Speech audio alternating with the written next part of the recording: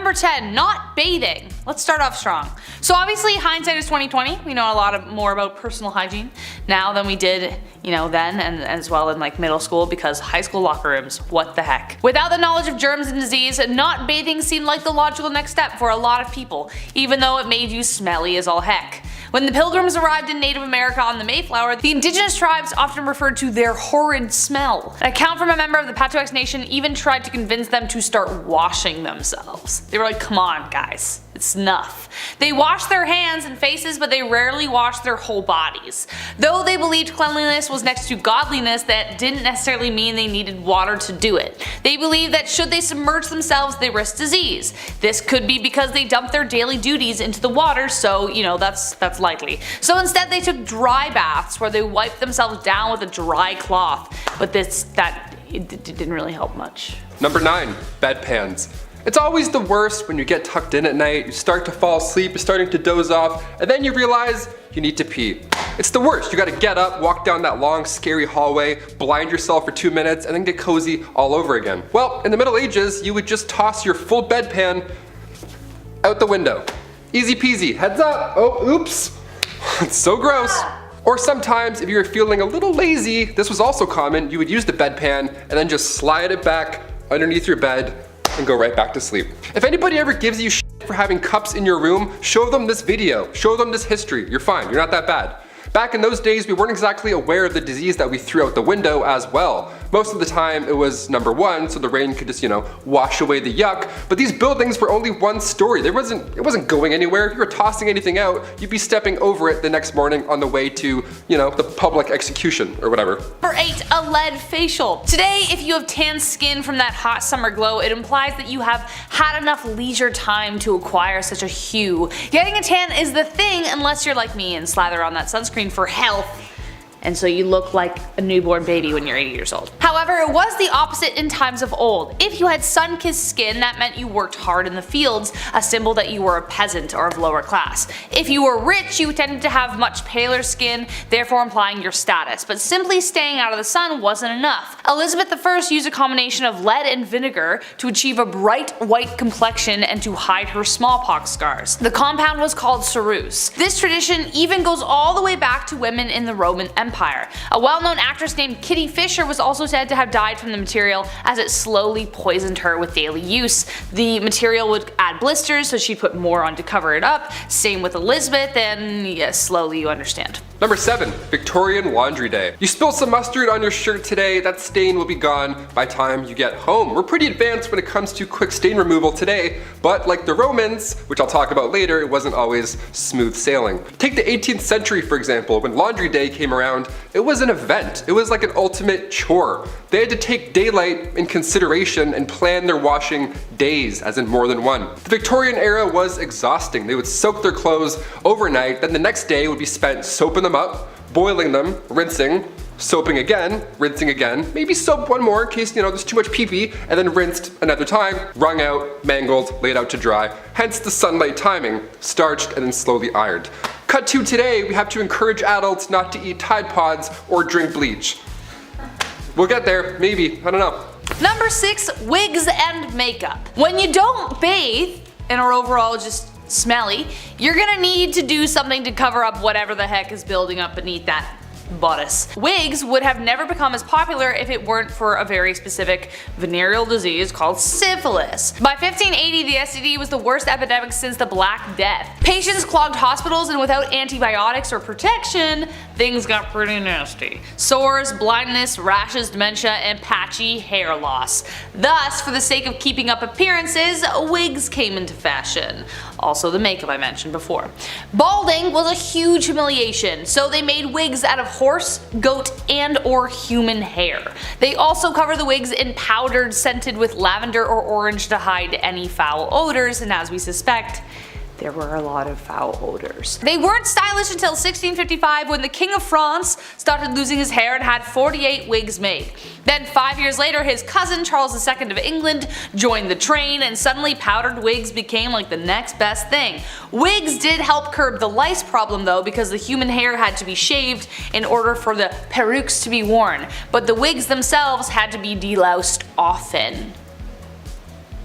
And yeah. Number 5, urine deep. Turns out we used pee for a lot of things back in the day, and today we still do? Question mark? The Romans used urine to wash their clothes, and even more impressive / gross is the fact that they used urine to help with inflammation, burns, or skin disease. Yeah, pee was the #1 trick. Get it? Number 1? Okay, we'll move on. Best way to whiten that smile was not a Crest white strip, but rather a facial mask dipped in the mellow yellow. Just pee. Because it's so gross. We mentioned on this channel before that Gladiator sweat was once bottled and then sold. Well, their pee as well was sold as this beauty product. Clean out those pores with a drop of Igor. Get it while it's hot, folks.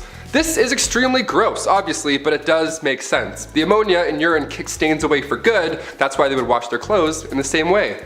Now we get it. History. Gross. Number 4, rush plants. Today we use chic shag carpets that, really tie the room together. Sips White Russian. But back in the olden times, they used something called the rush plant to pad their floors. But the thing was, this layer of dense plant material was a breeding ground for nits, ticks, and other creepy crawlies. It was a really unsanitary situation, but what else were you supposed to do? However, this kind of flooring made them vulnerable to disease and infection. The reason being, as these floors would not be renewed for sometimes 20 years, the bottom layer, left undisturbed, would accumulate a lot of really gross stuff like animal droppings, feces, the piece of grizzle you dropped that one time, fish scraps, whatever. So it was just not, it was like basically a swamp down there.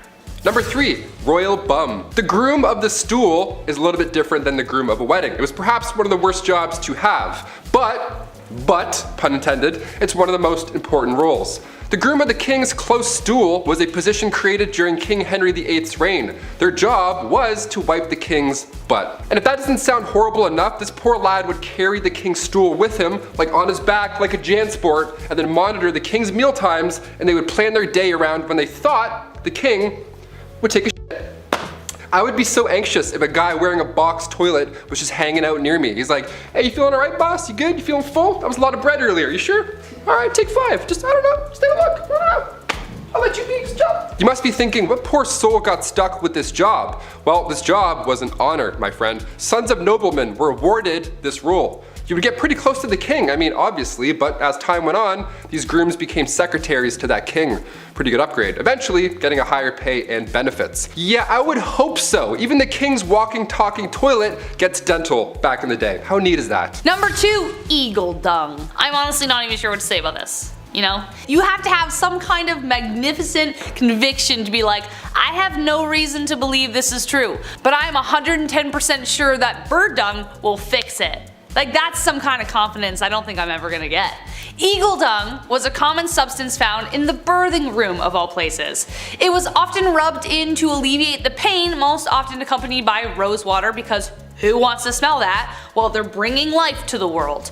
No one, obviously. Obviously that didn't work, and the bacteria from the stuff probably didn't help their recovery either. They also used to place amulets and charms on the stomach to speed contractions and put coriander on the thighs. Coriander was believed to attract the baby out of the womb. A risky move considering people either love or hate coriander. There's no in between. It either tastes like soap or it's the best thing you've ever had. If the delivery was proving difficult, they would open cupboard doors, untie hair, and perform other metaphors to help the mother deliver easier. But it's the eagle dung that really gets me here, folks. I have no excuse for them. Number 1, the dirty dead. What feels like a never-ending maze, the catacombs under Paris stretch for hundreds of miles. They're a big tourist attraction obviously today. Horror movies have been made about these catacombs, just these walls of skulls, but where did they come from? Why were they put there? Also, how bad was that smell? See, originally the tunnels were built for Paris stone mines, but near the end of the 18th century its purpose started to shift. Cemeteries were starting to pile up, and I mean that in a literal sense, disgusting. There was nowhere to put all these bodies, and everybody else started to get sick because of them, because they were breathing in, dad corpse hot dog breath. They didn't quite know how to handle the dead in a clean way, so they just wanted these bodies out of sight and out of mind. So all these dead bodies that were laying in alleys or on the side of the road, they were gathered and then tossed under the city in these tunnels. These tunnels have been there for centuries before them, so you might as well put them to good use. And by good use I mean let's just stack skulls in an orderly fashion and terrorize civilians for centuries to come. Beautiful. I feel very thankful for showers and baths. Yeah, I mean this yellow, I'm not gonna talk about the smell, but definitely the stains, we'll get them out. Mustard yellow. Number 10, no lice. You know in elementary school when they would check everyone for lice and one poor sucker had to get their head shaved and walk around as that bald kid for like a month and would probably get bullied? Well, that ain't gonna happen back in ancient Egypt because everyone shaved their heads to avoid lice back then, and priests would shave their whole bodies just like Michael Phelps. Instead of having actual hair of their own, they would wear wigs. Wigs sometimes made of human hair. That honestly was a lot better in that harsh desert sun. Lice and other little pests like that, like fleas, were not wanted. And yeah, they still aren't, but it led to some honestly interesting solutions. For example, a warm potion of date meal and water was believed to drive away fleas and lice. They would use cat's fat to keep away mice, I made a rhyme, and one that probably actually did something was when they used a solution of natron, water, and salt in their humble abodes to eliminate and repel fleas. Number 9, ancient sunscreen. As soon as summer comes around, game over. I burn so easily. That's why I'm a fan of winter. I don't have to keep applying sunscreen to my face all day, all night, and feel like I'm about to faint, obviously. Canada gets quite hot. But how did Egyptians beat the heat in ancient times? What was their trick? They didn't have banana breeze, SPF 90, whatever the hell it is. Ancient Egyptians valued their skin as a symbol of beauty, right? You think your morning skincare routine requires a lot of work? Think again, Laura. Their routine was written on tomb walls and scrolls. Rice bran containing UV absorbing gamma oryzanol was used to block the sun off. Yeah, it was that hard. Jasmine as well helped repair sun damage, and ancient Greeks as well. They used olive oil as sunscreen as well as ancient Egyptians, which as far as UV protection goes, it did absolutely nothing. You'd be burnt and extremely dehydrated, but also you'd have some nice tan lines and you wouldn't be as pale as me, so it wasn't all bad. Number 8, the finest of cosmetics. The cosmetics of ancient Egypt were not just for looking good, they were for feeling good too. Like on the inside. Now, as such, those professionals who made the stuff took it pretty seriously. Not just because of a passion for the art, but also because they'd be judged pretty damn harshly if they did a bad job. If they sucked, it would mean having the whole neighborhood give you a bad reputation. And in the cosmetics business, just like show business, it's all about that reputation. It would also mean some harsh judgment from the big boys upstairs, meaning the gods when you met the afterlife. So yeah, they wanted to do a good job, and to meet that end they would try and use the finest of ingredients, as they should when people have to put this stuff on their skins and right next to their eyes and stuff. Number 7, deodorant. Before the Old Spice guy was born, what did people even do to smell good? What happened? Deodorant was actually first introduced to the public back in the late 1800s. It was called Mum. It was a cream that used zinc oxide. It was stored in a metal container, nothing like Speed Stick at all. It wasn't discreet or anything. It was bad. But ancient Egyptians, even worse. They had to use ostrich eggs when it came to smelling good in the pits. They made perfumes as well and were among the first to use any type of deodorant, so that's a pretty good start. Thank you. Thank you so much, ancient Egyptians. Hence the ostrich egg factor. They had to start somewhere. They mixed a little fat, tamarisk, tortoise shell, and then nuts, and bam, there you go. You're ready for the day. Just pop it on. Another method was a little more yummy than the ostrich eggs and nuts method. Egyptians would use porridge balls. Yeah, flavored porridge rolled up and securely tucked under your arms. Honestly, that seems like a better alternative. Sometimes when you put antiperspirants like deodorant on, it gets like it all crumbles apart. It's like feta cheese all of a sudden. You're like, what happened to this stick? I would rather have porridge balls than just call it a day. Boom. Number 6, get this man a Tic Tac or something. Just like I use mints to cure my nasty tea breath, which I argue is worse than coffee breath, the ancient Egyptians used breath mints to keep things fresh. Honestly, they actually sound kinda good. Frankincense, cinnamon, melon, pine seeds, and cashews put together, ground up, and bound together in candy using honey. Just heat that bad boy over the fire and let it cool, and boom, breath mints. I like it. I like it a lot. These breath mints would be made commercially by those fine cosmeticians and dentists. Or they could even be made at home. Some archaeological finds of bowls, jars, and other dishes suggest that they may have been candy dishes that would hold the lovely tasting little suckers. Always gotta keep things fun, fresh, and flirty back in ancient Egypt. Breath mints would certainly help you do the trick. Nice. Number 5, loincloths. Going back to ancient Roman and also ancient Egyptian times, the loincloth was used by all.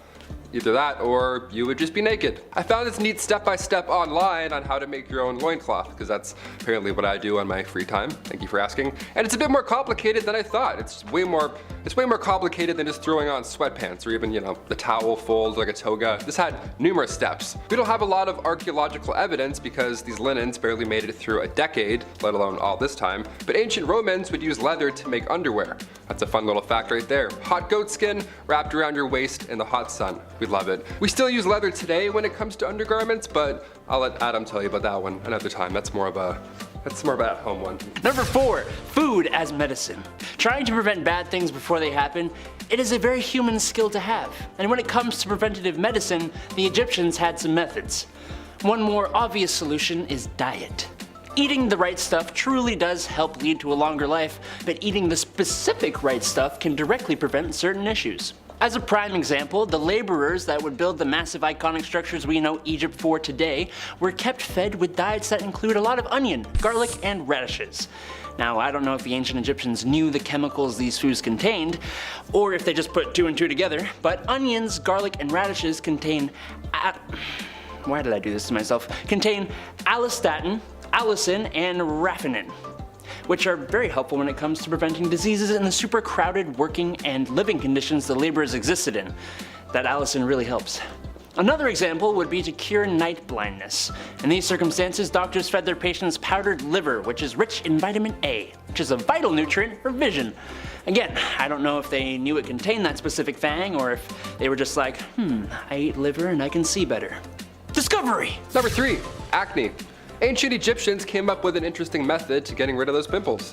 Now, this was long before Dr. Pimple Popper was ever a thing, and physicians back then discussed pimples as such. Ready for this? They called them these elevated spots, with black tops that can plague your skin for 4 to 5 years. But by squeezing said spots, you force out the maggot inside. Yeah, blackheads were referred to as maggots. That's what they thought they were back then. Imagine your partner, hey, can you get this pimple on my back? Yeah, I think I got some maggots, thanks. No thank you. That's pretty horrible. That's a horrible reference. They would refer to severe cases of acne as maggots that lie in a bed of roses. I would faint. I would be so sick. If a physician told me I had maggots that lie in a bed of roses anywhere on my body, I would throw up. I'd pass out. I'd be so upset. Dermatological disorders were thought to be human skin taking on the properties of animals. Yeah, you have common acne? Maybe you're turning into a pigeon. Who knows? Ancient Egyptians would use honey, vinegar, turpentine, and emulsion of bitter almonds, all to get rid of acne. Yeah, sounds like a horrible alternative. I would much rather just have acne. Maggots? Dude, I'm done with this channel. I'm out of here. That's so gross. Number 2, eye makeup. Almost everybody and their mums knows that the Egyptians wore that crazy awesome eye makeup. But what you might not know is that it didn't just serve the purpose of making you look absolutely stunning. No, a lot of these eye makeups were lead-based. Now, that sounds pretty bad, I can't lie. It does. And it likely was for some, but it was possible that it boosted nitric oxide by up to 240% in cultured human skin cells. I don't know what cultured human skin cells means, but that's the quote. If you know, let me know down below. What the heck does nitric oxide do? Well, that I do know. It helps to boost up your immune system to fight diseases, which, guess what? That's pretty important, especially in the marshy areas around the Nile where eye infections are actually pretty darn common. What's cool is that research suggests the Egyptians actually knew that and specifically synthesized the makeup for this purpose. Neat. Finally, number 1, mummification. Back in the day, mummification was common, and even today we're finding more mummies. Like literally last month we just unraveled 6 more. It's crazy. We're uncovering more ancient history, which is great, but how exactly was this process done? We're talking about back maggots and stuff. What did they think about this? How did this even begin to be a thing? Well, it wasn't cheap for starters. Being mummified was reserved for the rich. It's a pretty brutal process as well. What you would do is you would put a hook, they would put a hook in your nose after you'd passed away, and then they would pull out your brain and all that just squishy stuff, just out all through this thing right here. And then they would cut the left side of the stomach open, remove all those goods, all the organs, boom, see ya, gone. And while those are drying, you would put your lungs and liver in jars. And then you would put the heart back in the body. And then you would wash the insides out with wine and spices, all that stuff. Turpentine, turpentines, all the timantines, just all in there, washing it out. Then you'd cover the body in salt for 70 days. That's a long time. But around day 40, you would stuff it with sand. Now come day 70, finally, that's when you wrap them in the mummy bandages. Then the sarcophagus awaits forever, really. And it's just jars of organs also stored in your burial chamber. Now we don't do it. It's not as fun anymore. We don't put our organs in jars. We don't stuff anyone with sand. We should. You know what? We should bring back mummies. Let's just do it. I think it's time. Yeah. Number 10, suck on a clove. Bad oral hygiene was not permitted back in ancient China. Bad breath, even less so. For example, if you were going to be seeing the emperor, it was required that you suck on a clove beforehand to make your breath all nice and fresh, just in case. I think I'm going to use that as an insult. I'm not going to say it again because I feel like, no. Yes, I like this. Other than breath fresheners, the ancient Chinese used primitive toothbrushes made of willow branches that were rinsed clean and then chewed to make all hairy and stuff. And then dipped in some of this tooth cleaning powder made of a bunch of different ingredients like pork teeth, saponin, ginger, cooked Remina glutinosa, mulu, eclipta, lotus leaf, green salt, and other things I don't want to struggle to pronounce. Okay. Before that though, they would also use salty warm water as a mouthwash, which would make their teeth more firm and help clean them. I actually do this like every once in a while after I brush my teeth too. It's actually really good for your gums. These ancient Chinese knew what was up. Number 9, bathing.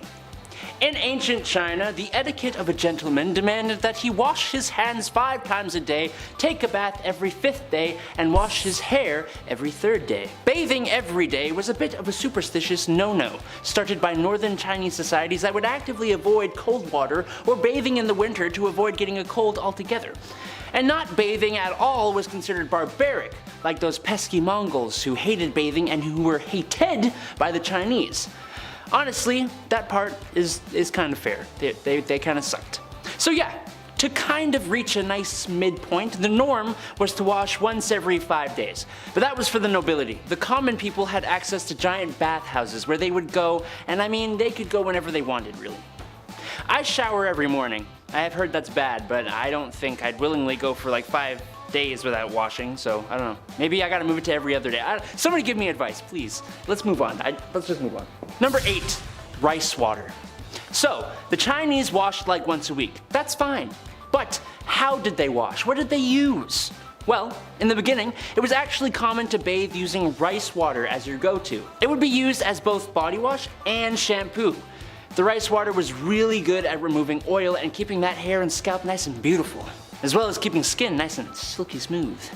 The rice water also contains starch, protein, and vitamins that are really good for us. It helped with lower back pain, frostbite, and it was really good to help relieve some of the exhaustion after a long day. Most baths are good at that, honestly. The Chinese also used honey locust that was really good for eliminating dirt and treating rheumatism and ringworm. Both rice water and honey locust were used for doing laundry as well, with honey locust keeping clothes unfaded and in good condition. As far as ancient cultures go, the Chinese are already far ahead and we're only on the 8th point. Number 7, threading. Bet you didn't know that hair was not really people's favorite thing in ancient China. I saw somewhere that they even referred to it as thread-like things of troubles. Why the hate? I don't know, but it was part of the reason monks would completely get rid of it. Other people would remove their hair too, and one way of doing that was the practice of threading. A form of hair removal that is still a thing we do today, actually. Now, I apologize if I mess this up, I've never had it done, but threading basically consists of a thin cotton or polyester thread that is doubled, then twisted, and then it's rolled over areas of unwanted hair, plucking the hair at the follicle level. In our modern day and age, it's typically used for eyebrows, to shape them and keep them gorgeous. In ancient China, they would use threading to deal with facial hair, which, I mean, I guess eyebrows kind of count as facial hair, so. Threading isn't really opportune for arm or leg hair though, so it's just a pure facial thing. Good to know. Number 6, combs. Yeah, some people didn't like hair, but those who deal with it made sure to keep that stuff nice and combed. Combs were all the rage. A province of China even got the nickname of the home of combs, which is a great name. Whether they would be made of wood, stone, or animal bone, many combs were made with care and craftsmanship. Comb shops would open up all over the show, and people would carry combs as accessories. They'd come in all sizes. Get yourself a comb for the weekends, a large comb to get all your hair at once, a comb to hold your hair in place. Heck, get a comb to help weed out those pesky lice. Number 5. Lice. Yes, while we're talking about hair care, why not touch on the subject of lice? It's a problem everywhere, not just in your elementary school. Ancient China had lice problems just like ancient Egypt did. While almost everyone chose the path of baldness in Egypt, it was not so in China. No, other than honey locusts and rice water to clean your hair, one of the common practices to deal with lice was to, it was to eat the lice that you picked out of your hair. Hey, grub is grub, but I think I'd like to move on from this topic now. Let's go. Let's get the heck out. Number 4, poo-poo stick. I'm sorry that we have to talk about this, but actually, you know what? I'm not that sorry. Just as it does now, going to drop the kids off at the pool in ancient China left you with the task of cleaning yourself up afterwards. Wiping your bottom. That's what I'm talking about. Now, they did have paper back in ancient China, like we talked about in our ancient Chinese inventions video, but paper was expensive, and the only ones who really used it were the emperor and royalty like him who would use straw paper.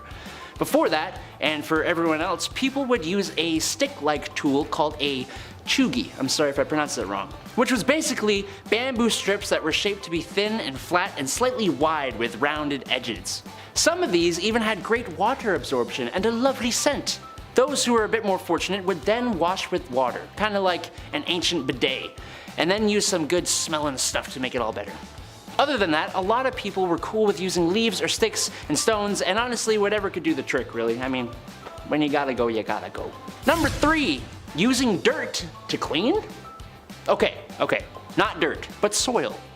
Ancient cultures, including the ancient Chinese, would use soil as a tool in cleaning, which actually had the benefit of being able to help remove oil stains. Now, how did this happen? Apparently, it is believed to be caused by the alkaline qualities of the soil that really helps with the removal of oil. Soil and oil, I did not like that. Which the Chinese actually seemed to figure out how to specifically utilize. The Chinese used a kind of natural alkali to clean their clothes, which evolved to be scented to help keep the clothes nice and funky smelling. The use of this stuff was so popular that there were tons of scented alkali stores that opened up around China, with some even becoming pretty famous. Maybe not unusual, but definitely very interesting, and a precursor to modern laundry soaps, so Number 2, water purification. While this may be considered more of a health thing than a hygiene thing, I mean, I'd argue that hygiene is health, so get at me. The ancient Chinese discovered and made extensive use of groundwater for drinking, and they kept record of how they would keep their wells and well water nice and clean. The construction of the wells was pretty important, with the bottom of the wells regularly being dredged to keep the water clean. The inner walls of the wells were reinforced with ceramic bricks and tiles to stop that pesky soil and other impurities from falling into the water, and the openings of the wells were covered to safeguard against contamination from above the ground.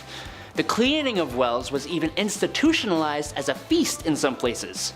So cleaner water and food, it's a win-win. Knowing early on that drinking water could make them pretty sick, the Chinese boiled their water and allowed the sediment to settle before using it for cooking and drinking. They also knew what was up with water. They just knew what was up in general. It's pretty great. Okay, let's move on. I'm talking too much. Number 1, no stink. Smelling funky, fresh, and clean was all the rage, as it should be today too. I ain't trying to be on the subway with a nose full of body odor, just as I wouldn't wish to submit anyone else to that. To be fair, not everyone knows they stanky and some people don't get a choice, but back in ancient China, those who were wealthy enough would spice up their weekly baths with roots, flowers, peppers, ginger, and all that yummy smelling goodness to basically create a lovely smelling cleansing soup to plop themselves into. Women would also carry around aromatic pouches that would just keep a nice smell around them at all times. Those who were not as wealthy would have to find other means to keep things fresh though. One that I'm not too sure would actually help smell-wise was applying their own pee-pee to their pits once a year on New Year's. This was done as a kind of disinfectant. But like I said, I'm not too sure about this one, but if anyone has the knowledge, firsthand or otherwise, keep it to yourself, let me know, like down in the comments. I'm genuinely curious. Kicking off our list at number 10, seam squirrels. I love squirrels. Being Canadian, we see quite a bit of them. They're a little too friendly for me at times, but they're great. During the Old West era, seam squirrels were, well, not what you think. Personal hygiene was not a priority for many people back then, obviously, and lice infestations were unfortunately quite common. Now, the type of lice that affected people during this time was commonly known as body lice, which is pretty horrible. That could be found in the seams of clothing, hence the term seam squirrels. Yeah, not actually a squirrel at all. It's just body lice. Gotcha. Body lice, of course, was a major problem during the Old West era, and they were responsible for the spread of diseases like typhus, trench fever, and relapsing fever. Relapsing fever? I haven't even heard of that one. That's terrible. These diseases were often fatal because, you know, ye Old West, and many people in the Old West succumbed to them. To combat the spread of lice and the, one of many diseases that they carried, people in the Old West often resorted to extreme measures, such as burning their clothing or even shaving their heads completely. That's why you see old cowboys and they look like they're stressed. They have no hair, their clothes are just gone. You're like, what happened? Lice. Lice happened. Some people also used remedies like vinegar and kerosene to try and kill the lice. So yeah, it was a rough time either way. Overall, lice infestations were a significant health concern during the Old West era, and they played a significant role in the spread of disease. Yeah, it wasn't just rats in the medieval era, it was also lice, which is even grosser in my opinion. Number 9, Old West dental. I could use some Old West dental recently. I'm chewing on one side right now, you know what I mean? In the Old West, dental hygiene was not a priority for everyone. They couldn't afford it. And also, dental care was often very sparse. You couldn't really find it anywhere for that matter. People generally didn't have access to modern dental tools or products, and many did not have regular access to any dentists at any point in their life, which is a sad but real fact. That would suck. I'm terrified. However, there were some basic dental hygiene practices that people in the Old West may have followed to keep their teeth, somewhat in their heads, keep their gums not rotten. Didn't do much, but it did something. There were toothbrushes. Not many, but wasn't as good as Oral-B. There was some stuff. More often than not, you'd have to use twigs or chew on mint, that kind of natural survivor stuff. Some people may have also used a cloth or a rag to rub their teeth clean. Yeah, don't forget your tooth cloth before you go on vacation, I guess. Gotta and then put it back in your pocket. Your old woody teeth, gotta rub those. Access to professional dental care was limited in the Old West. Some towns, some had dentists, but all they did back then was just pull out the problem. They didn't give you a crown. They're like, which one hurts? All right, get out of here. All without anesthesia, so that's a great time. You're gonna remember all of it. Other options included a community toothbrush, which is hilarious to think about and also so sad. Yeah, some public establishments had a public toothbrush. Can you imagine? Go out, have a little brush, check your teeth. All right, cool. I'm gonna go back to the bar. I'm gonna be sick. I'm gonna actually throw up right now. Number 8, no spitting. Spitting was a common habit back in the Old West. You see it in movies and parodies. They're always spitting on the ground and stuff. Well, it's because it's real. It's a real fact right there. It wasn't officially outlawed. However, many towns and cities did prohibit spitting on sidewalks and inside of public buildings because, yeah, please don't do that. Thank you so much, sir. This was largely due to concerns about hygiene and, of course, like I said earlier, the spread of disease. In addition, spitting was considered rude and uncivilized behavior. Yeah, of course, and many people were offended by it. Middle of conversation, guy just spits in between your feet. I'm like, wait, don't do that. Please don't do that ever again. Some businesses even had signs asking customers to not spit on the floor. Can you imagine what kind of shithole you're in? You have to ask people not to do that. There was also social norms in place that discouraged spitting in certain situations. For example, it was considered impolite to spit in the presence of a woman or in formal settings, which, yeah, I agree, still do that today. That's great. Despite these efforts to discourage spitting, it remained a common practice among cowboys, miners, and other workers in ye Old West. They're like, yeah, I have shit in my mouth. I don't know, we don't have water. I'm gonna spit. Sorry. Number 7, communal towels. Ugh, this one's so rough. It's exactly what you think it is. It was a ride. Today we have paper towels that you pump like 13 times just to get a little sheet. Or sometimes, if you're lucky, that Dyson air drying thing where you just dip your hands in for like 13 seconds and then it's done. You're like, oh, the future is here.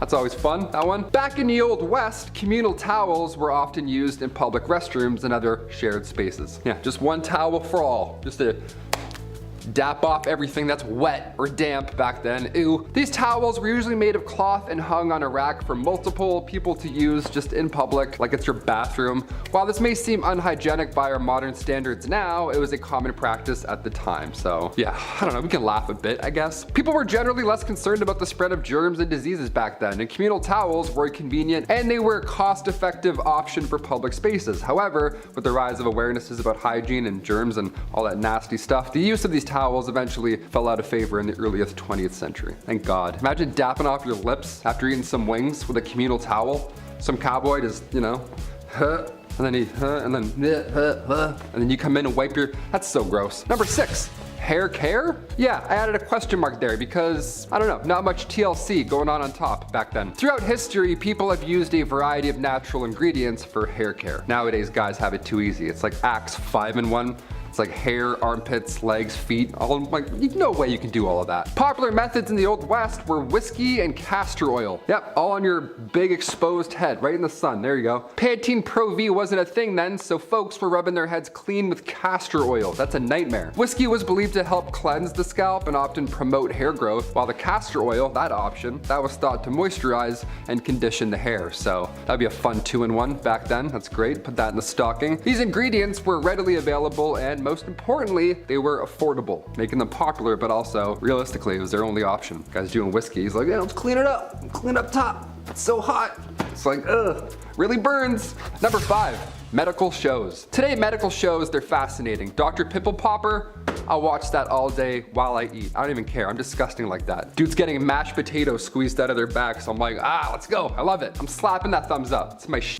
Back in the Wild West, the 1860s, the 1890s, you know, they had what's called medicinal showmen. These are, what an absolute joke, what a con. These guys would go town to town selling elixirs and tonics, everything one needs to live a happy and comfortable Western life, but they were full of lies. None of this is true. These professional medicinal showmen would have pawns run ahead and plant themselves in the audience before these random demonstrations of amazing medical elixirs, right? These shows, bunch of bullshit.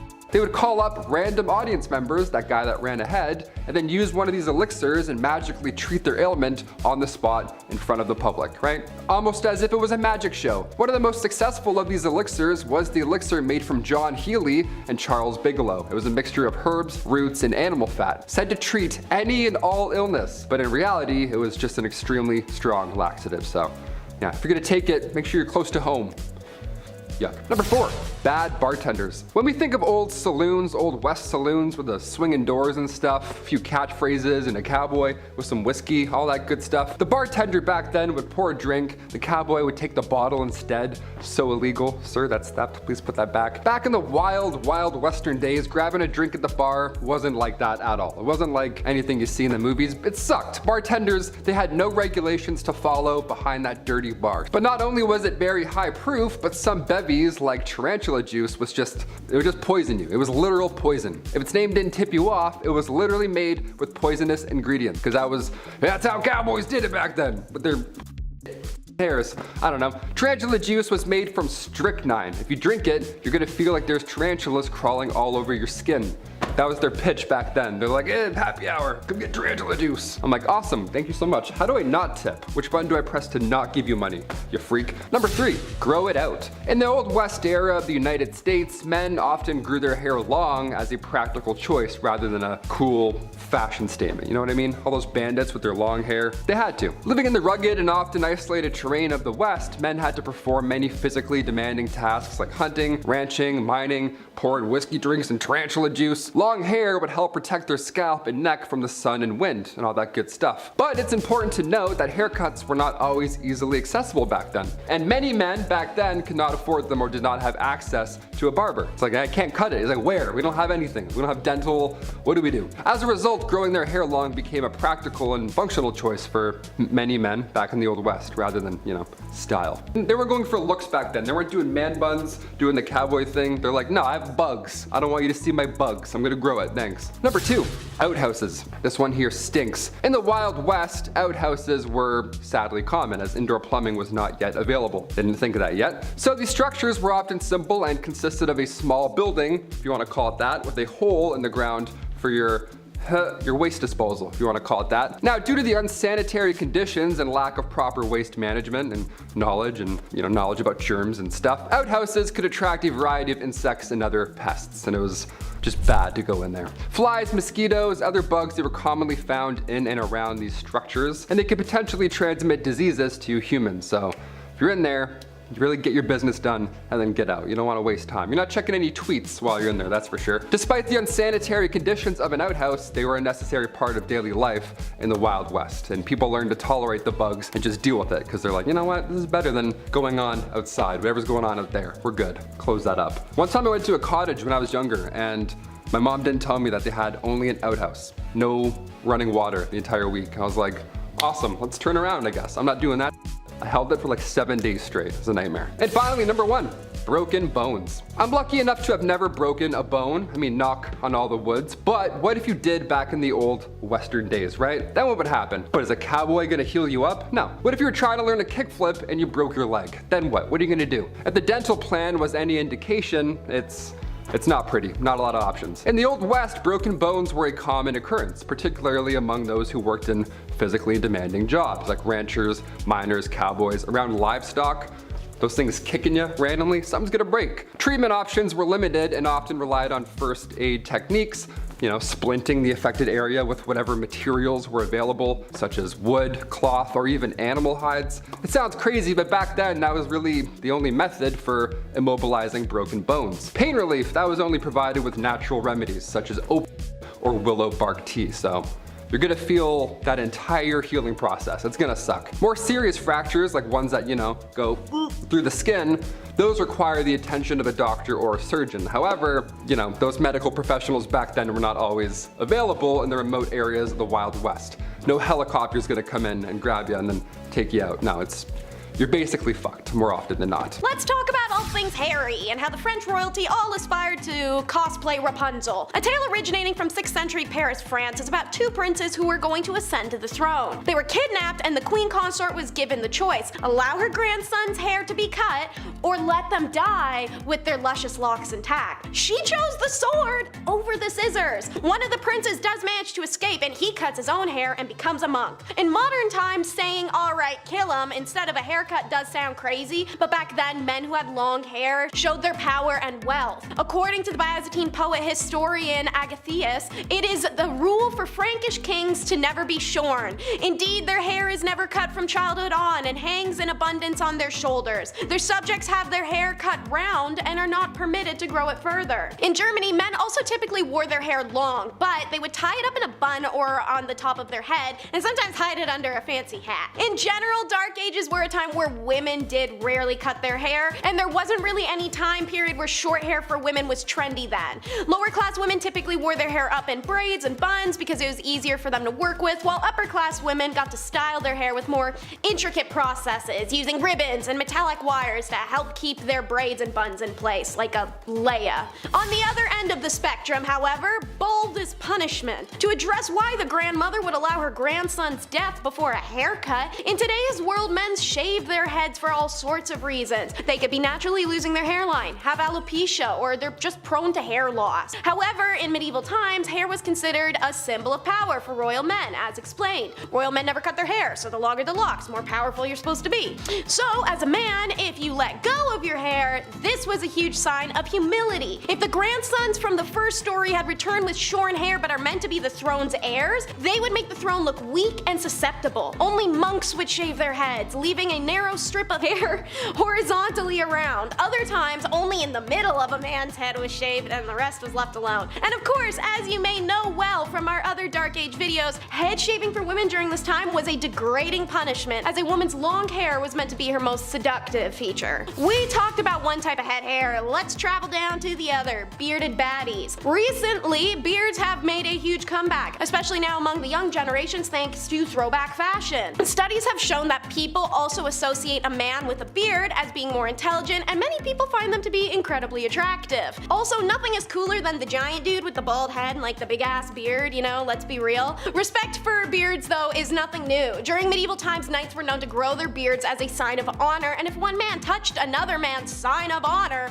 well, it was enough of an insult to challenge them to a duel to the death. Now, shaving was common during the Middle Ages, ages, commoners would be clean shaven for the most part. Royalty was also usually shaven or had a very trim beard that was kept neat and tidy. Hilariously, however, this is kind of how barbers get started. Back in medieval times, mirrors were very small and cloudy, so they're not reliable. They were also only available to the upper class. On top of that, razors as we know them today didn't exist, so if you wanted to shave, you need to use one of those dangerously long razor blades. So most folks would visit the local barber surgeon for a Sweeney Todd style lineup. As we mentioned earlier, monks had shaved heads and no beards, so they took turns shaving one another as a community. And speaking of faces, the Dark Ages were surprisingly skincare obsessed. Vikings are remembered as some of the most hygienic of historical people, and they were reported to have the best practices of personal hygiene in the early Middle Ages especially. Most notable was the near daily bathing they did in the cold waters of fjords and rivers. They used combs made out of ivory or ornate wood carvings, and they practiced braiding their hair for prestige and ranking. The daily practice of bathing and personal hygiene actually was what spared the King of Poland from an outbreak of plagues that had been seen in Europe. Meanwhile, in England, bathing was not as common as it is today, and it was often reserved for special occasions. People would usually wash their hands and faces regularly, however. The ideal woman in the Middle Ages had that pale, smooth skin without any pockmarks or blemishes. Nearly everyone washed their face with cold water at the end of the day, even if they wouldn't wash the rest of themselves for inexplicable amounts of time. Some women used ointments made of animal fat in order to keep skin soft and smooth. And crystal girlies, even back then, people believed in the power of gemstones to heal. Women would lick amethyst and rub it over their pimples to make it go away. But rest assured, when it's bath time, you were naked in a crowd.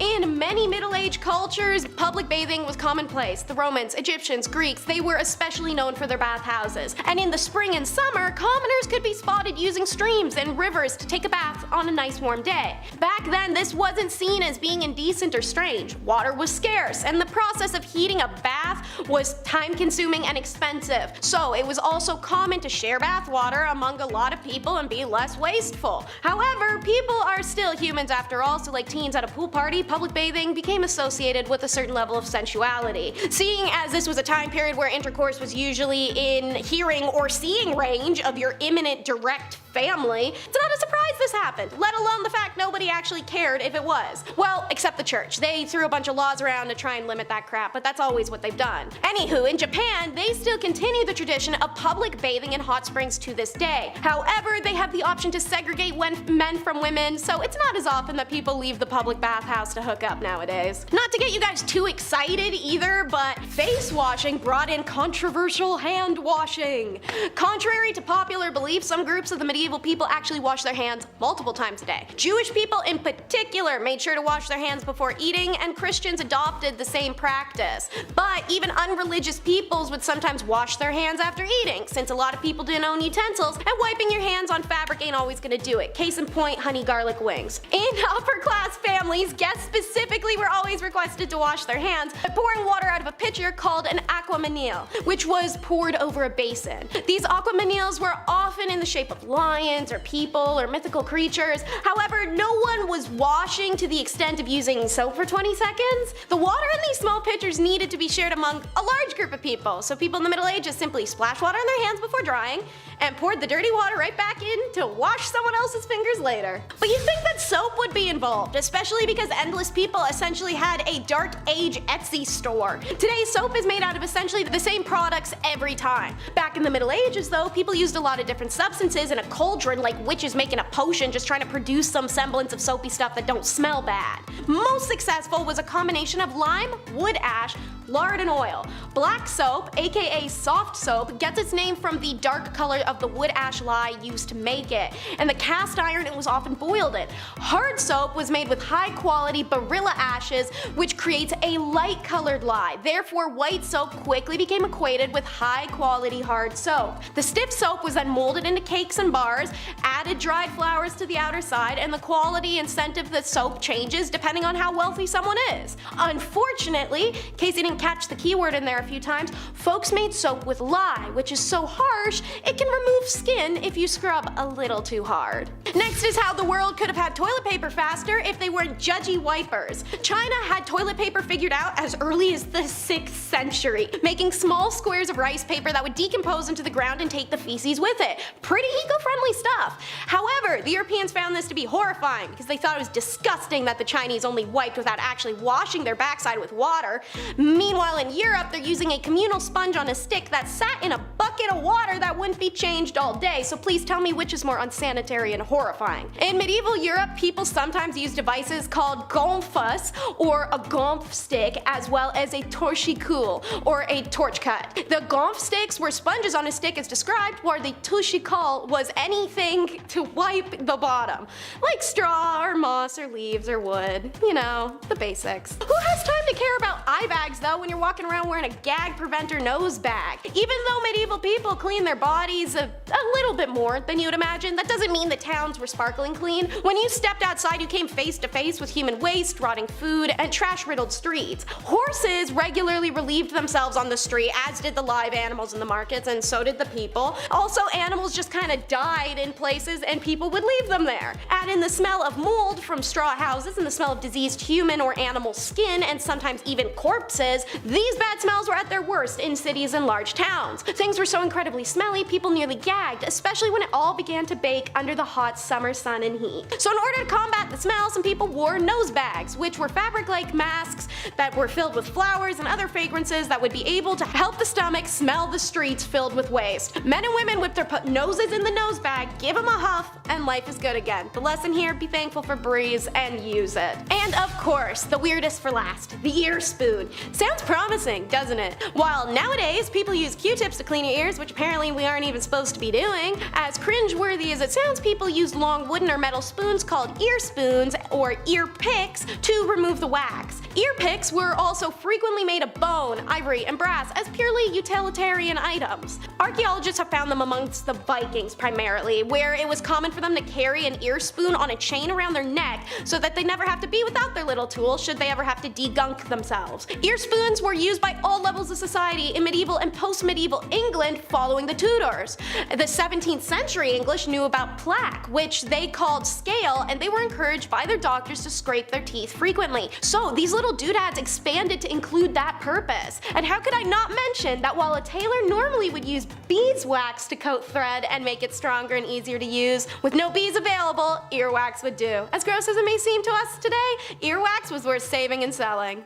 Number 10. Pea toothpaste. We're starting off strong.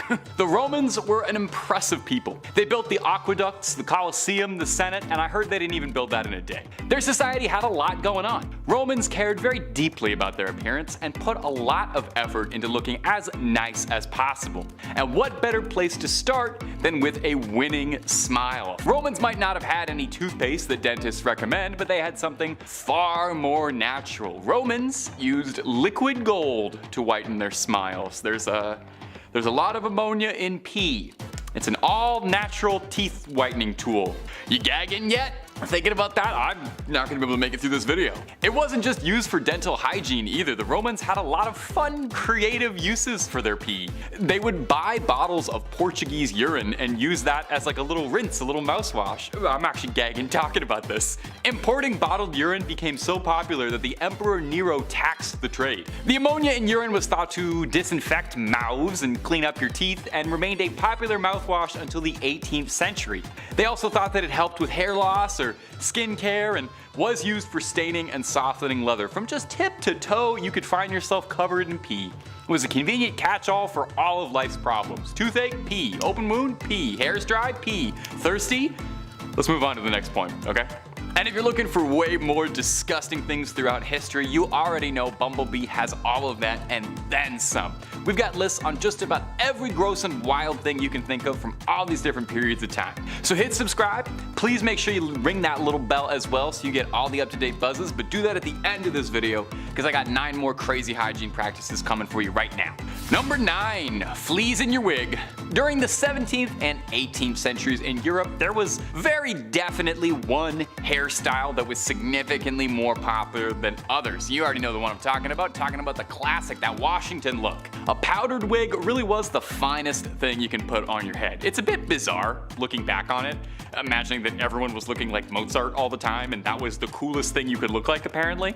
Well, these things got pretty dirty, right? And you weren't gonna wash them the same way that you wash your hair, and you don't want to be the only guy at the symphony with a stinky head. So to combat lice and other horrific pests that would be hiding in your wig, you'd have to get flea combs to get them all out. Or the alternative was that you send your wig off to a wig maker who would then boil the wig to remove the nits. Imagine having to boil your hair to make sure that there weren't any critters living inside your wig. Man, looking back on it, why did we ever get rid of powdered wigs? It seems like it was great. Number 8, arsenic wafers.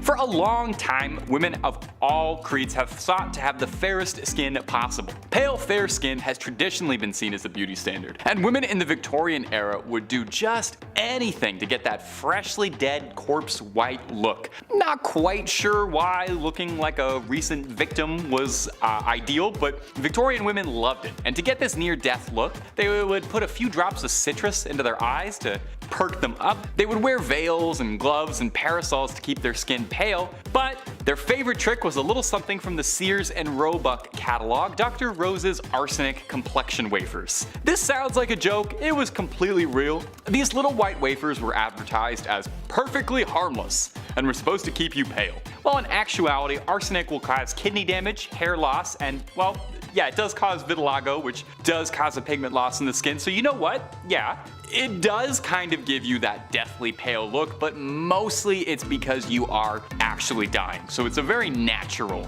deathly look. Number 7, mummy powder. There is a lot of strange things we put in and on our body for the pursuit of beauty. We've already talked about using pee for toothpaste, that was the number 10 point in this video, so how much weirder can we truly get with this? Well, how about dried up, crushed up human remains as a beauty product? Well, in the Middle Ages, it was a practice to grind up mummies into a crunchy powder and used as a catch-all wonder cure. It was believed that consuming it had healing properties, and you could use ground up mummy for just about anything that was bothering you. It was supposed to thin out coagulations, help with clots. It was effectual in purging of like a headache, or it would be good against a cough, against inflammation. It was even said to be useful as a medicine for menstrual cramps. It's that time of the month, just grind up a dead body and huff the fumes. That's part of the beauty of being a woman, huffing dead body fumes. Number 6, leeching. Now, this one is probably a little more well known as far as absolutely disgusting historical practices go, but that doesn't make it any less disgusting. Leeching has been used for thousands of years, dating all the way back to ancient Greece and Egypt when bloodletting was a much more common practice. Obviously, we kind of moved on from bloodletting, but back in the day, if you had something wrong with you, well, the most obvious solution would be to drill a little hole in your head and let everything sort of leak out, and that might make you feel better. It might kill you, but it might make you feel better. Now, practitioners of the time would usually use some sort of little instrument or little tool, little goober to dig in there, get all that good fluid out. But more often than not, they would use nature's most effective little sucker, the leech. Once attached to the patient's skin, the leeches would do exactly what you'd expect them to do. They'd feed on a little meal. Now here's one of the worst things I'm gonna tell you in this entire video. This practice is not wholly extinct. Obviously, hospitals don't have fish tanks full of leeches swimming around, and modern clinicians don't particularly support the practice, but there are still some who believe in very specific applications to save limbs. They are sometimes used in certain microsurgeries and plastic surgeries still. So, if you want to relive your history a bit. Number 5, hair removal. Since the dawn of hair, we've been looking for creative ways to get rid of it. Too much of a good thing, and we could all use less of it. Egyptians in particular did not much care for body hair, and the beauty standard was completely shaven clean. Now, while you or I might use a razor, or if a little tougher than I am and braver, you might book a waxing. But back in Egypt, they didn't have these luxuries. They had something similar to wax. They used a cream made of hippo fat, tortoise shell, burnt lotus leaf. And if that doesn't sound particularly appetizing, what about the alternative cream that was sometimes used made of boiled bird bones, dung, lard, milk, gum, and salt? I'm not sure there's a single ingredient in either of those that smells pleasant, and I can't imagine putting that anywhere near your mouth, but hey, beauty. Now that sounded gross, but it's just that, it's gross. It's not actively harmful the same way that Stone Age women in the Mediterranean and across Asia would remove their body hair by using a cream made from arsenic, quicklime, and water. I think of those three, water is the only ingredient in that is not actively toxic, and that's because we're mostly made of water. Number 4, animal dung baths. We're talking about Rome again for number 4, and we'll be talking about Rome again at the bottom of this list. Let me spoil that for you. Nothing good. You know, you're on a list of old hygiene practices that make no sense, not a list of old hygiene practices that were lovely. The Romans needed to keep their skin looking nice and clean, and so for that, they would get facials out of a very natural and renewable source from crocodile feces. Are we surprised that the people who brushed their teeth with pee were also using poop to wipe their face? I feel like a 6-year-old. The Romans believed that this had beautifying properties and kept you looking young. To the Romans, a very pale face meant a life spent indoors and away from the hardship of manual labor, so it was a desirable look. So the way to achieve this baby face was by mixing crocodile poop and mud and then smearing that all over your face. Or if you were looking for a full body spa treatment, you get into a nice, relaxing crocodile poop bath.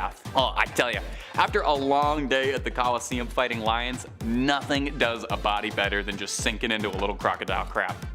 Oh, just like home. Number 3, ear spoons. Alright, let's start talking about stuff that's really gonna make your stomach churn. I'm gonna struggle to get through these last couple of bits. Earwax. Let's talk about it. We've all got it, but we don't want it. It's probably one of the worst things that comes out of your body. Top 5 easy. Well, nowadays, we just use Q-tips to clean that up, although if you believe anti-Q-tip propaganda, you're not supposed to do that. Well, ancient people didn't have that piece of trivia or any sanitary methods of ear cleaning at all, really, and instead relied on disgusting objects like the ear spoon or ear picks. Ear picks were frequently made of bone or brass and were just another normal tool that you'd have on your person at all times. Archaeologists primarily found them around Scandinavian countries, a lot of Viking areas, where it was very common to keep a little ear spoon on your necklace so that you'd never have to be without it. You know, in case you're in the middle of a battle and you can't hear Hrothgar giving you orders because you got too much earwax plugging it all up, just take your little ear spoon, just start, digging all that stuff out. I actually think ear spoons should make a comeback. That's controversial. That's my hot take for this video. Bring back ear spoons. Number 2, tooth removal. Alright, let's see if we can make me actively gag. Anything involving teeth are kind of my kryptonite, so let's just try to get through this. In the Jomon culture of the Japanese archipelago, around 13,000 years ago, people practiced the ritual of removing their teeth for ceremonial reasons. 90% of their population were thought to have extracted upper and lower canines and incisors. Now you might be sitting there wondering, why would they do that? Did they have too many teeth? Did they just have a lot of cavities? Well, in their community, they believed that the body was a physical symbol of membership in your community. You know, like how the world changes, your body changes too. And there was this belief that the mouth was a great way to display change. All that to mean that extraction of different teeth tell your story, and through a smile, people could tell about different milestones in your life. A new baby, a marriage, a death of a loved one. Kind of like how people get tattoos to commemorate things, but infinitely more painful before the advent of Novocaine. I'd say this practice is still in play, because if I see someone and they smile and they're missing a bunch of teeth, it definitely does tell a story. It just is not a story I want to hear. And number 1, the wiping stick. I don't know, man. I don't even know where to begin with this. I can't help it. The Romans. They were one of the most innovative societies in human history, and in a lot of ways, some of the most absolutely barbaric. So say you were visiting ancient Rome, and you wanted to do as the Romans do, and you went to the bathroom, and you were wondering how you should wipe yourself. Well, you would use the ancient Roman practice of using a stick that had honey and vinegar on the end of it. I probably wouldn't do that. Well, if you couldn't afford yourself a tersorium, that's the fancy name for the butt wiping stick, you could always use the alternative method, which was that all over Rome was loads and loads of discarded pottery, smashed, broken terracotta, and clay. Most common vessels were full of pottery shards, or pessoi, an ancient Greek word for pebbles. So neither of those sound particularly appetizing, the honey stick, the clay pebbles. Romans would collect scrap pebbles that looked particularly smooth in order to avoid, you can probably figure out why you would want a smoother stone to do that particular action. This was not like a secret shameful thing the Romans did. This was an important enough part of their life that they would depict this on pottery and in their art. Archaeologists have found vases and pots that show men squatting with clothing raised. Art imitates life, after all. At number 10, painting veins. Back in the 17th century in Europe, many people believed that extreme paleness was just the hottest thing. If you looked whiter than a ghost, then you were like the Megan Fox of the town. Many women were obsessed with finding new ways of making themselves look pastier than a white wall, and some of their methods were actually surprisingly creative. The cosmetic skills of women back then were actually pretty impressive, I must say. Wealthy aristocratic women were the ones who took part in this pale trend the most. They wore dresses with plunging necklines to show off the girls, and they painted themselves white using a powder.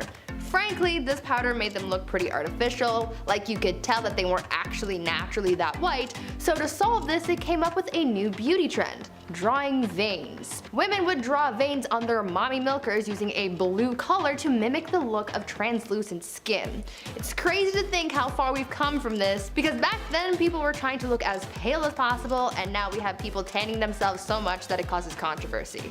At number 9, tiny teeth. During the Renaissance, fashion and beauty standards were changed drastically from what was popular in the years before. So much in society changed over this period of time, like what was seen as beautiful or desirable.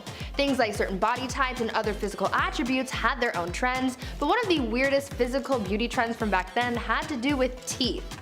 Back then, the ideal woman had wide hips, a small waist, long legs, and small teeth. Yeah, teeth had an ideal size. To people back then, the smaller the teeth, the more desirable you were. Why? I don't know. Because people are weird, I guess. Some people would even go as far as to file their teeth down to make them smaller so that people would see them as more attractive. Now, I can imagine that this would be a very painful process. Like if you've ever chipped a tooth, then you know that uncomfortable, almost cold sensation of a broken tooth, so imagine that, but on all of your teeth. Yeah, you can count me out. Before we carry on talking about some of these strange things people did to be the belle of the ball, and yeah, there were some really weird things, why not take a moment to leave a like on this video if you're enjoying it so far, and while you're at it, consider subscribing to the channel to see more videos like this one. At number 8, nails for days. These days, people get their nails done all the time. I love seeing crazy nail art videos online because they're often so creative. Some of the most fascinating ones are the crazy long nails. I don't think I could ever rock those, but I still admire those who can. The beauty trend of having long nails, though, isn't a new thing. It's been a symbol of beauty and status for many years, like years ago in China. Back then, having super long nails was seen as a way to show off your wealth and status. The average nail length amongst Chinese aristocrats was up to 25 centimeters or nearly 10 inches. This was all their natural nails too, and in order to protect their insanely long nails from breaking, they wore nail guards made out of gold. Not only did that protect their nails, but it was also another way of showing off their wealth because not everyone can live their lives wearing gold cages on their fingers. As you can imagine, having nails that long made it so you could barely do anything with your hands, and so that's why these aristocrats had servants, so they could perform the tasks that someone with super long nails couldn't. But would you ever want to have nails that long? At number 7, long neck style. In many cultures around the world and for many years, having a long neck was considered beautiful, and so many women practice neck stretching in order to attain this level of beauty. This practice of neck stretching has been most commonly done by wearing metal rings around the neck, adding more and more rings over time. This practice was first seen sometime around the 11th century in Southeast Asia. The theory behind the rings is that they're so thick that they push the head up, therefore stretching the neck, but in actuality, the lengthening of the neck is caused by the rings pushing down on the collarbones. The origin of this practice is pretty much unknown, but it is theorized that it began as a way to make women look more attractive in order to prevent getting captured as slaves, but on the other hand, some people believe that this was a way of protecting people from getting attacked by tigers. Two very different theories, but nonetheless valid. Though this practice began so long ago, it is still a traditional body modification in some parts of the world to this day. At number 6, tiny tootsies. For many years, having the tiniest feet was seen as a popular beauty trend in China.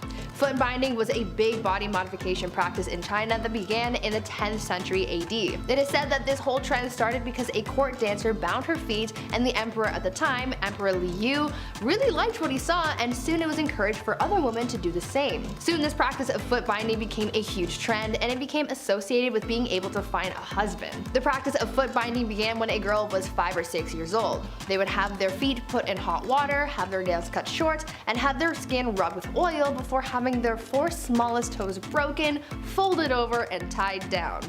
Then their feet would be bent in the middle to break the arch, and the girl would have to walk around like that over time, crushing the heel and sole of the foot.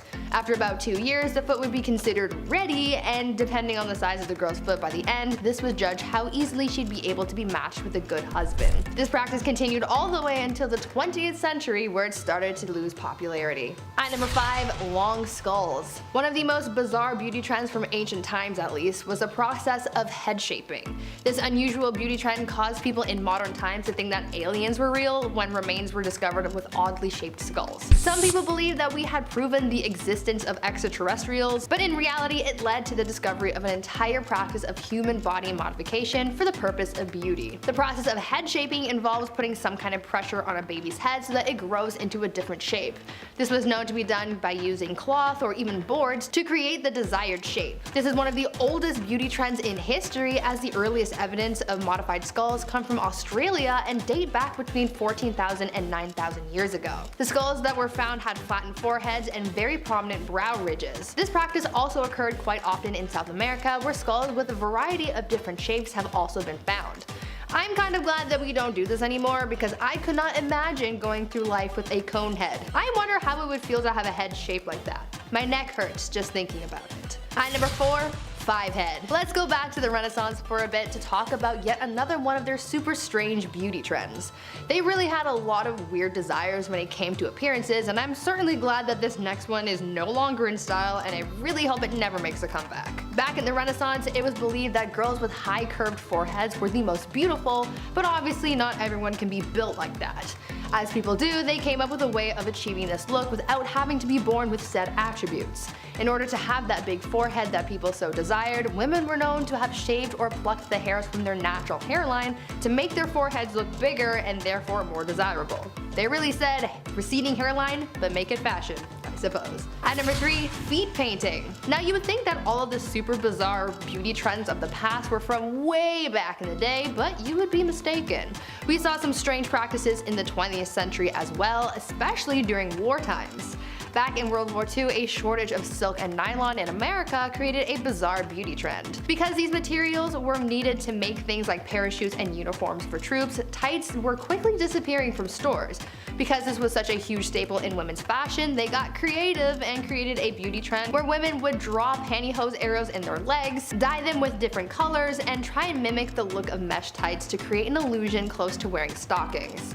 I feel like if this happened in today's time, I don't think I would be that desperate to do that, and you couldn't catch me drawing or dyeing my legs for this. I think I'll just stick to wearing pants. At number 2, strange corsets.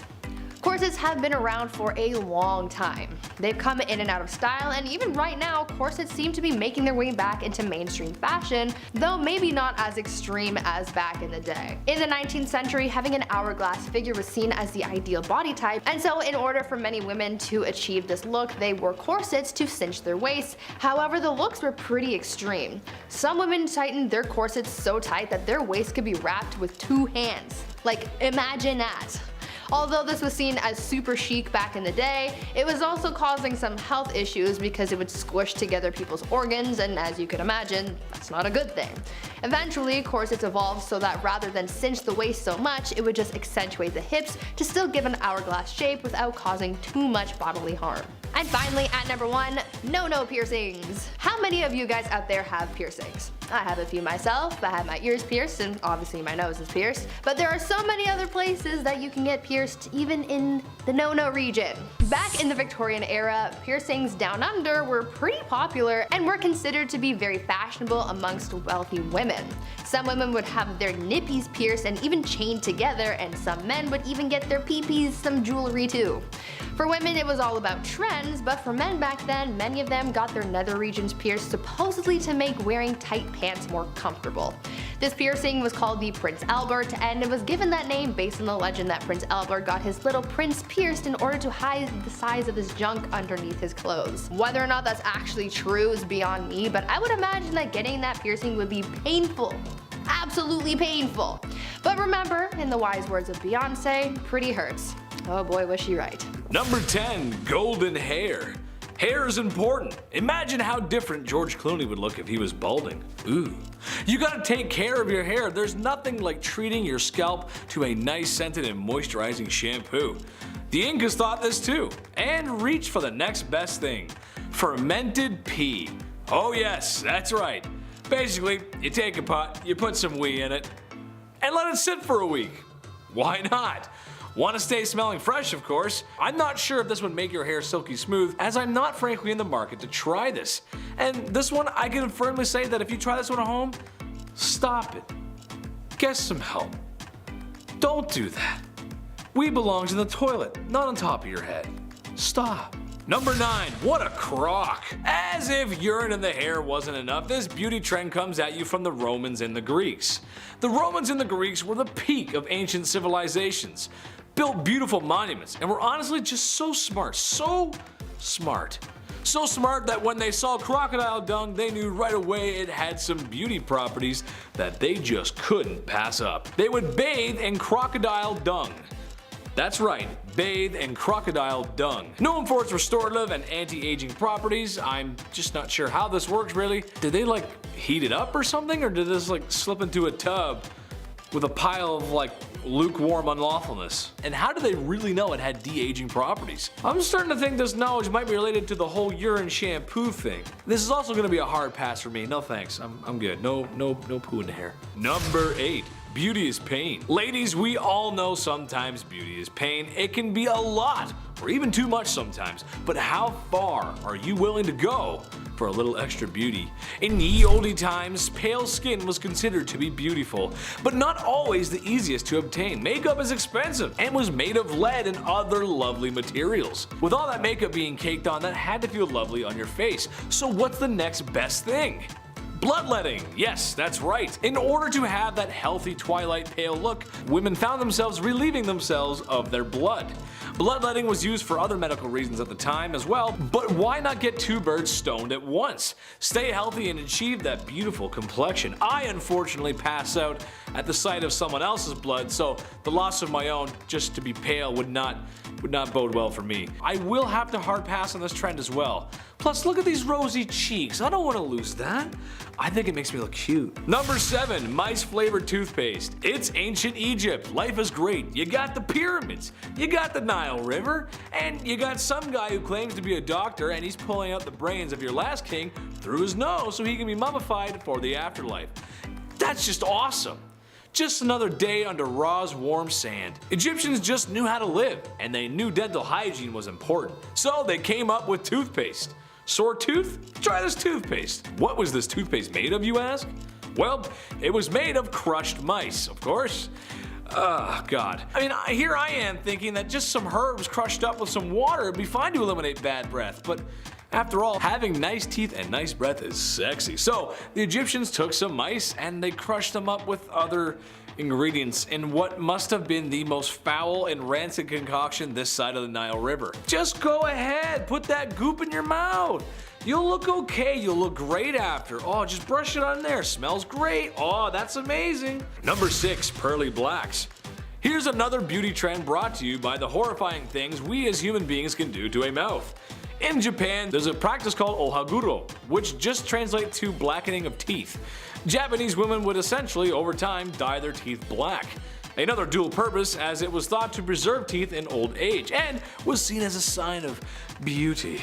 Something that separates humans from beasts, or so they thought. The dye itself was similar to some inks, as the process involved dissolving iron, vinegar, and some oils. After this process, a concoction is made that is a non-water soluble and acts like a dye when applied to the teeth. Yet again, as a semi-charming internet host, I am going to pass on this opportunity. Plus, who am I to judge? Japan has given us lots of fun stuff, lots of great stuff. They're awesome. Mario, Zelda, Little Mac? Basically, I'm a Nintendo nerd, so I can never speak ill of the land of my favorite games. Even if the whole black teeth thing only ended like 150 years ago, which, when you think about it, isn't that long ago. Number 5. Rationing legs. World War II was a war fought everywhere, and that includes at home. Go ahead and ask your grandparents what it was like. It was only a nickel for a bus ticket, and the movies had newsreels. Yes, it's 3 o'clock and I'm ready for dinner. See, that's what they say. Go ahead and ask them, they'll tell you. Well, okay, Grandma, but on a serious note, people had to ration food for the war effort. They also had to ration other goods that you might not expect, like ladies' nylon stockings. In Britain, nylon stockings were all the rage, but the materials for such were needed for the war effort. So the Gravy Browning Company came up with a bright idea: just paint your stockings on. Some women actually did this, and sometimes would even draw on the seam with an eyebrow pencil just to make it look like the real thing. Ooh. However, I just cannot see this being a great idea. I mean, it rains a lot in Britain. Would it not just wash off? What if I get sweaty running for my bus because I'm late for work? Yup, this is another one I'm just gonna have to pass up on. I'm sure the pain was 100% safe for body application as well. It probably wasn't. Number 4, bad hair days. Alright, this one is generalizing, but hear me out. When was the last time you thought about haircuts in the past? Yeah, see, you don't. That's because they belong in the past. I'm talking about popular hairstyles from the 1950s to 2000s, because honestly, there was a lot of them. And honestly, what were we thinking? We are a species that has left our own planet through science and technology. Yet, we come up with hairstyles like the beehive, the mullet, everything in the 1980s, and the most heinous, atrocious hairstyle ever, frosted tips. Sorry, Guy Fieri.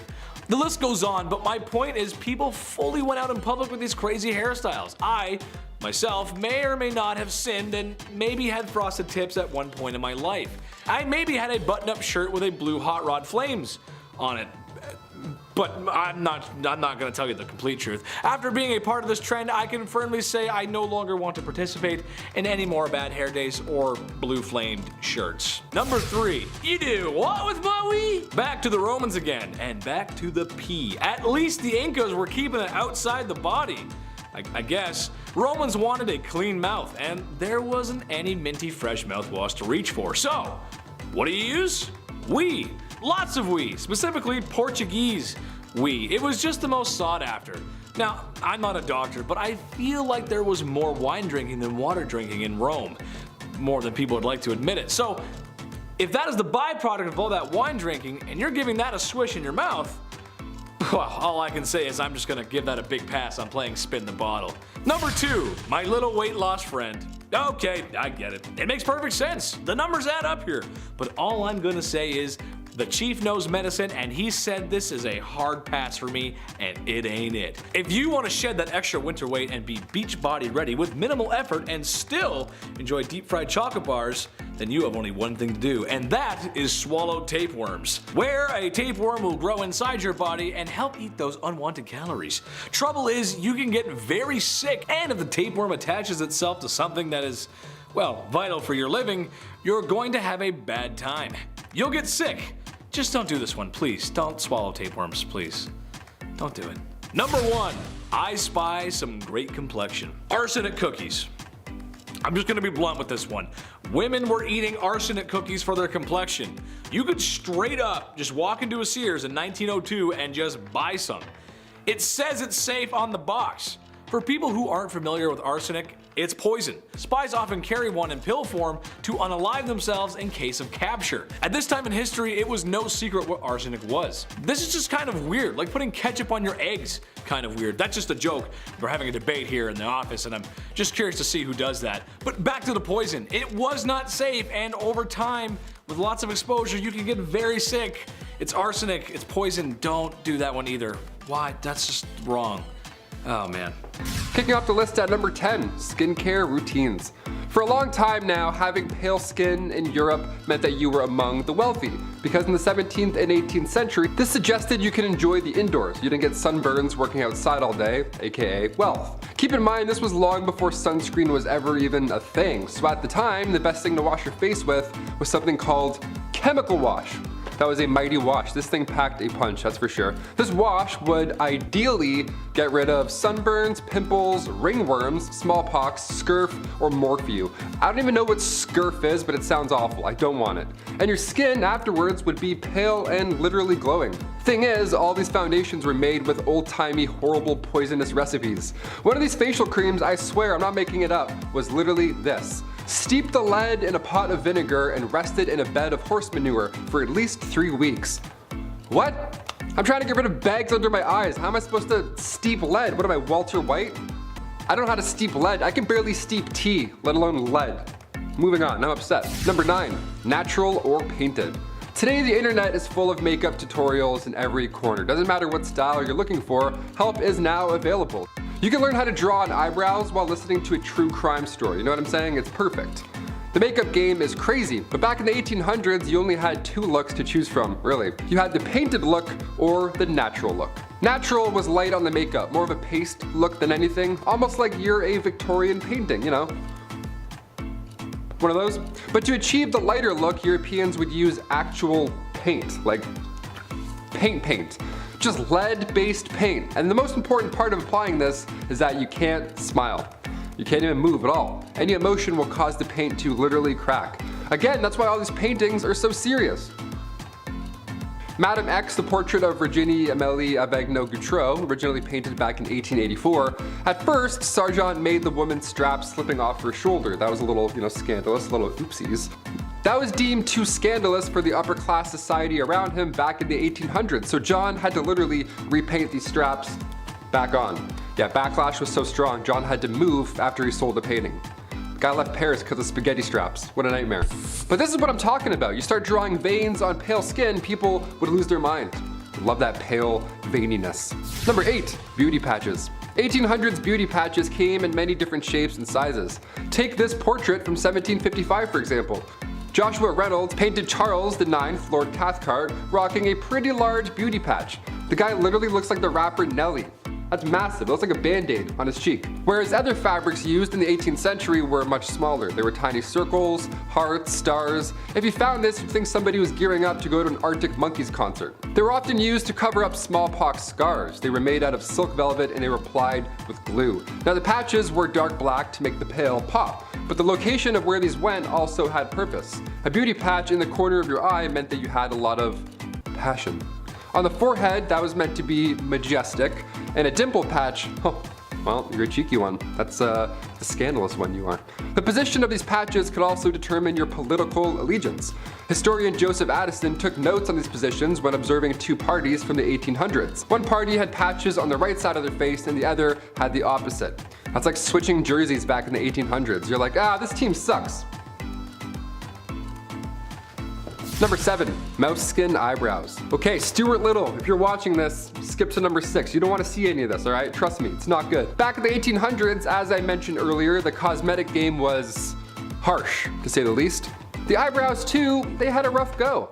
Eyebrows were completely plucked off back then in order to make the forehead bigger. Yeah, you need that 1800s 5 head. That's the trick, apparently. Imagine if I shaved my eyebrows off and then painted my face like pale white. Honestly, I'd do it for the clicks. I'd do it for you guys. This 5 head look didn't last forever, thankfully, but for a hot minute it almost got worse. In the late 17th century and early 18th century, these leading ladies would shave off their eyebrows and then they would glue on mouse skin to replace them. Like a band-aid, only horrible and stinky. Since their face was freshly painted and the glue game was weak, they would have one shot only to stick these puppies on. You just gotta eyeball it and hope that it works and that it looks in the right spot. I don't know. You put them on too low, you're gonna look upset all day long. Eyebrows are angry sisters, not angry twins, okay? Remember that. Number 6, lip paint. Red lips always lie, especially when you don't know that ammonia is mixed in with it. How jolly. Back in the Victorian era, the pale look, red lips, beauty marks, you were trying to look like a literal queen. That was the whole point. So women in the 1800s would either make their own compound themselves, which didn't work, obviously, or if they had some money, they would buy some. The main ingredient in these days were not ideal. Crushed up insects, which already could cause allergic reactions when applied to your lips, but the ammonia mixed in really put the nail in the coffin at that point. Ammonia and crushed bugs? What am I, Oogie Boogie? What am I making here? What am I applying? Number 5, corsets. I can't even imagine how hard it was to wear one of these. Like, I have no chest. I'm just a diving board, and already this is a nightmare. I can't even imagine. The Victorian corset, okay. Tiny waist, curves, look, the whole thing. Obviously, this was horrible for your body. Just looking at this, you're like, ugh. Your ribs would literally slowly deform, as well as your spine misaligning. But instead of talking about how horrible this obvious one was, let's talk about that corset duel from 1836. Yeah, have you heard about this? That's a real thing. Hungarian Princess Pauline von Metternich was married to Prince Clemens. She had to marry her uncle when she was 20 back in the 1850s, so surprise, surprise, she was a little unhappy. Weird, right? So since the marriage began, her husband, he was involved in numerous affairs. He liked going after actresses or singers, whatever. He barely paid any attention to her. That is until, you know, she started to have fun in life. Then he's like, ugh, what are you doing? Yeah, once she got over this gross prince, she had a great time. She drank, she smoked, she defied convention, but most notably, her duel in the summer of 1892. She challenged another royal, a countess, to a duel in nothing but a corset. How badass is that? To this day, it's not yet determined who won per se, but a princess dueling in the dark after some drinks? Yeah, that should be a musical. Forget Frozen. I want to watch this on DVD. Let's go. Number 4, deadly nightshade. Macbeth's soldiers used deadly nightshade to poison their enemies. And during the Victorian age, women would apply nightshade to their eyes, just so they look nice. Awesome, so this is horrible. Let's talk about it. The pupils would become larger after this, okay? That was the whole point of putting poison in your eyeballs. The thing that makes deadly nightshade so commonly known is the sweetness of the berries. Have you ever been outside and you see a berry and like 30% of you really wants to eat that berry? Well, curiosity kills. Deadly nightshade can be found in Europe, Asia, and Africa. It grows purple flowers in groups of 3, along with those inviting purple berries. Just 2 to 4 berries can kill a human being, so don't. When in doubt, just don't eat them. And the flower as well. Don't ingest this, you'll get poisoned. And also, don't put any near your eyeballs, in this century or the next. Number 3, bustles. So while corsets are one nightmare, bustles are just an entirely new thing. Tiny waist wasn't enough, eh? Had to get big old dump trucks as well? These Victorian folks went hard in the paint. Figuratively and literally, I guess. Bustles were also known as the Grecian bend. Big old booty bend, that's it. It came to town in the 1870s and it took the idea of wearing a cage as a skirt to just having the back part extend out. Ah yes, an update, an upgrade, I guess. Then the fabric was draped behind the butt. Hope you don't like sitting down ever, because that's obviously not an option. Corsets would move your organs around slowly, and bustles would slowly damage your back. So let's leave this one in the 1800s. I think that's probably for the best. Number 2, red lead redemption. Look, I'm pretty new to skincare routines, but I'm trying, okay? I'm trying to get rid of these bags under my eyes. I'm trying to sleep and drink water, all that jazz. Back in the 18th century, those bags under your eyes were a lot harder to get rid of. Lead mixed with vinegar, this would make you look more pale. If I used this, I would literally be a ghost. I would just be invisible. You would just hear a voice in a green screen right now. In the 18th century, that pale look was ideal, but this lead vinegar mix also smoothed out your face. So what could go wrong, right? Queen Elizabeth I used cosmetics containing lead, mercury, and arsenic. Those powerful 3 things you don't want anywhere near your face. Yeah, arsenic too, the same deadly poison that took out George III and Napoleon Bonaparte. Just the worst ingredients in the 1800s cosmetics game, really. The Agency for Toxic Substances and Disease Registry has arsenic on its priority list of hazardous substances. Toxic metal exposure is still an issue we're facing today in this century, so I hope this is eye-opening. Sans poison eye drops, I hope it's eye-opening. And finally, coming in at number 1, deodorant. What did people even do before Old Spice? You know, before that guy was born, how did we know how to smell good? What did we know how to do? Deodorant was first introduced to the public back in the late 1800s, and it was called Mum. It was a cream that used zinc oxide, and it was stored in metal, cold containers. That's just nothing like Speed Stick at all. It's not discreet in any way, shape, or form. It wasn't long until the first antiperspirant came along right after it. It was called Everdry, and it was always damp, ironically, and it would always burn your underarms. It literally would eat through your clothes. I think at that point, I'd rather smell bad. Like, let me have rashes, let my face look horrible, let the bags show. I'd rather do all that than any of this. This is horrible. Number 10, liquid stockings. When most people think of war, they think of side A versus side B. Man with gun shoot other man with gun. Simple, right? To most, Yes, but the war departments and those behind the scenes know that the war is a logistical nightmare. Seriously. A lot of things on this list are because we needed to find alternatives. Millions of resources were pooled together to defeat the tyranny of fascism in World War II. Besides guns and ammunition, obviously, literally everything else is needed. Rubber, cloth, fabric, food, water, oil, grease, medicine, gas, men, and all kinds of metals. One of the things that was needed for the war effort was nylon, the same thing your grandma used for her stockings. So in Britain, when there was a shortage, the ladies did the next best thing and used a liquid to paint on their stockings. A classic example of keeping calm and carrying on. Way to go, ladies. Should be a bad idea though. If I started sweating on those, I'd have paint everywhere. It wouldn't be good, dude. It would not be good. Number 9, food rations. I know, but listen, you just aren't you when you're hungry. Nobody can tell me that they feel pretty on an empty stomach. Am I right? Maybe less bloated, but still, you're not your best. Sadly for people living at home during the war, food rationing was quite common. Meats, grains, dairy, pretty much everything was needed to feed the troops. My grandparents always tell the story of them growing up during the war and that they would trade in tins of grease collected at home for free entry into the movie theater, which kind of makes sense. Which if you ask someone from that time is a big deal. The grease had multiple uses in the military. There's lots of uses for it. There's grease, guns, you need grease. You need the grease. Anyway. Number 8, Rivet Rosie. Every lady out there right now, young and old, has different fits. I just wear what's clean or what makes me look like a stereotypical Canadian. I do a lot of plaid, that's just how it goes. When you get to the club, that's a different fit from the one you wear from going to work, right? Well, despite the glamour and the chicness of 1940s in Hollywood, a lot of ladies had to go to work. Men were at war. You gotta fill the quotas, gotta fill it. Can't exactly show up to the bomb factory in a tight dress and heels for a long day's work. Now can you? No, wouldn't be comfortable. Number 7, red for victory.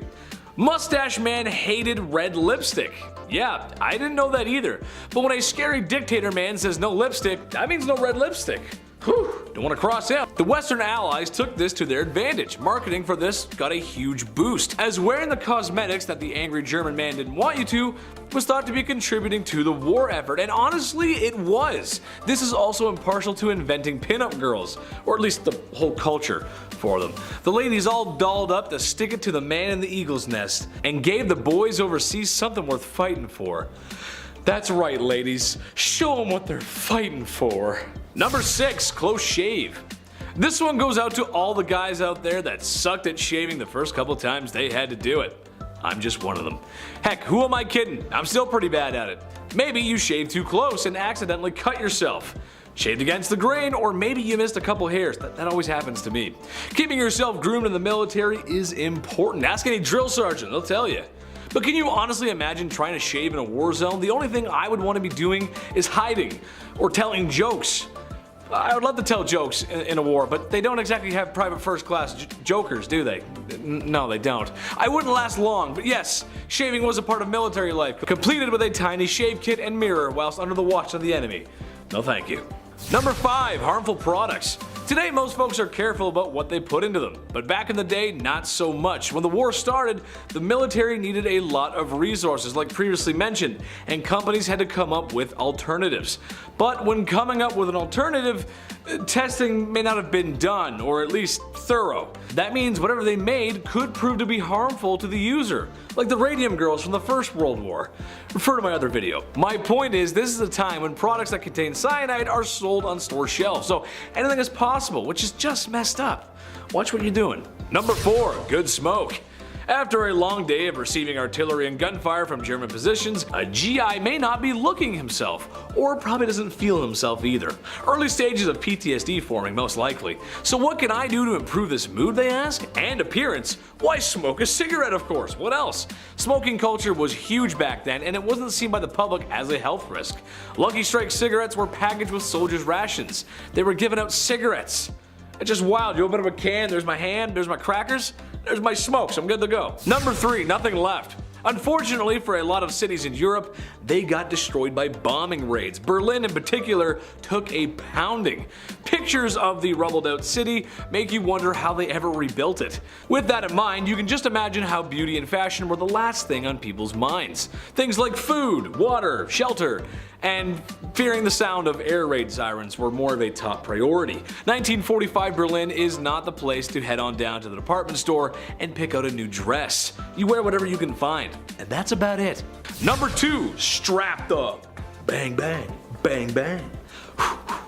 If you found yourself to be one of the lovely ladies of the French Resistance, or really any resistance against the Germans during World War II, there was a good chance that you never left the house without your favorite accessory, ladies. Yes, that's right. A firearm. Across many nations in Europe, secret underground rebellions were being organized to overthrow their invaders.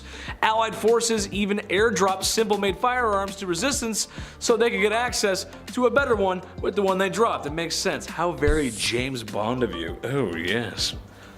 Behave. Number 1, clean nails. Keep your nails clean and short. It's something I love to do. My nails get too long, I go straight for the pair of clippers. Having clipped nails and less hair was a part of every GI's routine. Besides looking dapper in a trench, the real reason was in case of chemical weapons and any toxic residue getting caught in beards, hair, nails, just anything like that really. Would that work? I mean, sorta, but just not being exposed would be a lot better. Number 10, spitting. 2 words, chewing tobacco. I am not the only one, I know it, who made this face while watching Western movies and some grimy guy just like spits into a bucket like pooh, some like brownie green slime. In saloons in the old Wild West, spitting became so common that it had to be outlawed at one point. Men would spit tobacco onto the floor with spittoons and cup-sidors lined the bar. Most of the time, they missed. The job of cleaning them often fell to junior shop assistants, which was a worse job than cleaning a fast food chain bathroom. They essentially became little cesspools of disease, and people got really worried eventually because, no duh, they're spitting all their stuff everywhere. Following the devastating flu epidemic of 1918, plus the constant fear of TB, anti-spitting campaigns were undertaken and it was outlawed. Number 9, shine bright like a diamond. If somebody told you that your face was glowing back in the late 30s, that would be the highest of all compliments. You'd be like, oh my god, thank you. I am not a vampire, but thank you. Thoradia was a beauty product company that made radioactive creams, radioactive powders, radioactive lipsticks, anything to get your glam on, all for the price of radioactive products. It didn't end well. This is insane to me. They took pride in using thorium and radium lead to tone facial tissues and remove wrinkles and all that jazz. And the product was doing so well that it circulated in Italy, Portugal, Romania, Egypt, Belgium, and France. Worldwide. It wasn't until 1937 until the French government caught on to these little pesky side effects, some would call. So the radium would literally make your skin glow a bit. That was the pull. That was like the, no way, really? Debit. And alongside the glow, also you were having insane side effects that would ruin the rest of your life. Maybe that's Paul Rudd's secret. If his jaw starts to fall off, we'll know something's up perhaps. Number 8, the humors. Nope, this is not a joke.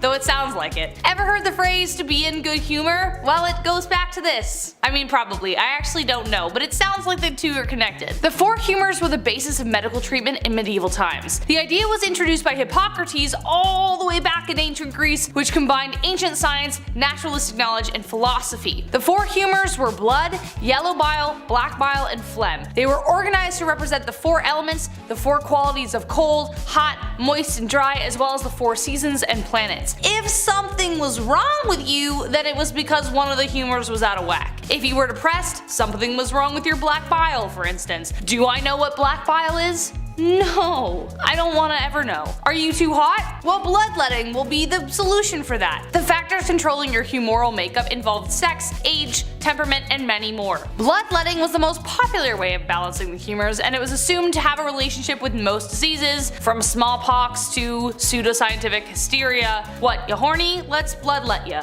Number 7, public bathhouse. Okay, this next one we haven't really moved on that much. We still bathe together, we still do it in like water parks, we swim in pools of pee-pee and then go down slides and burn our back skin off. Ancient Roman, so gross, you're like, why'd you have to ruin it? Ancient Roman bathhouses were the older, yuckier versions of these water parks. They also didn't have slides, so boo. They would literally spread intestinal parasites in these houses, pools, in these massive rooms with massive pools. The Romans were figuring out sewage systems at the same time, which I'll talk more about later, gladly, but they were also the first to create heated public baths. My above ground pool wasn't even heated, but the ancient Romans were. Now I'm upset. I'm gonna call my dad after this. The archaeology and anthropology department at Cambridge discovered that Romans brought lots of parasites to Europe. Fossilized feces show that these heated, relaxing, rejuvenating bathhouses in your body dry were all but. I don't mean to undermine the ancient Romans though, it's not what I'm doing, okay? To be fair, they also brought lice and fleas. Number 6, no hand washing.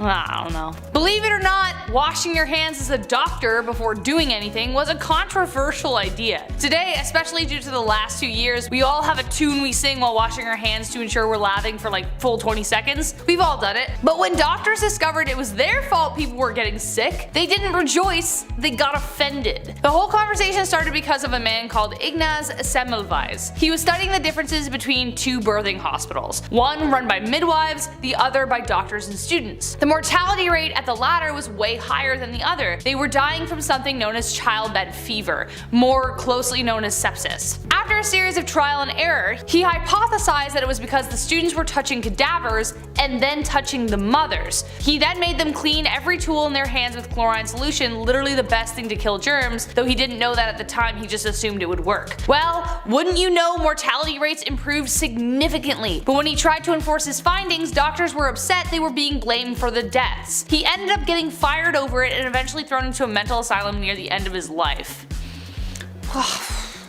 Considering what we know now, that's rough. Number 5. Dark dental days. Dental health is important. We have the charcoal toothpaste trend that I myself even hopped onto recently. But why are we even doing it? Do we know? Other than it's on TikTok? Well, it helps remove stains, but aside from that, there's no hard evidence that this is the next best brushing method. We do it because it's popular. It feels like we're missing out on something. Well, Queen Elizabeth I apparently had a pretty strong desire for a Mars bar too, but back in the day, they didn't have TikTok. Brushing wasn't cool, nor was it perfected in any sense. The Queen's teeth became riddled with cavities. Her teeth straight up began to rot, and subsequently turned black. But seeing as she's the literal queen, people wanted to be just like her in any way. She started a short-lived trend where women blacken their teeth on purpose just so they would appear rich enough to afford sugar. That's wild. That's like me walking around in a neck brace being like, oh yeah, I crashed my Lamborghini. I totally have one of those. Number 4, arsenic. I think they were confusing this chemical with Accutane, which is a chemical we use today to treat acne, but for a while, arsenic wafers were used.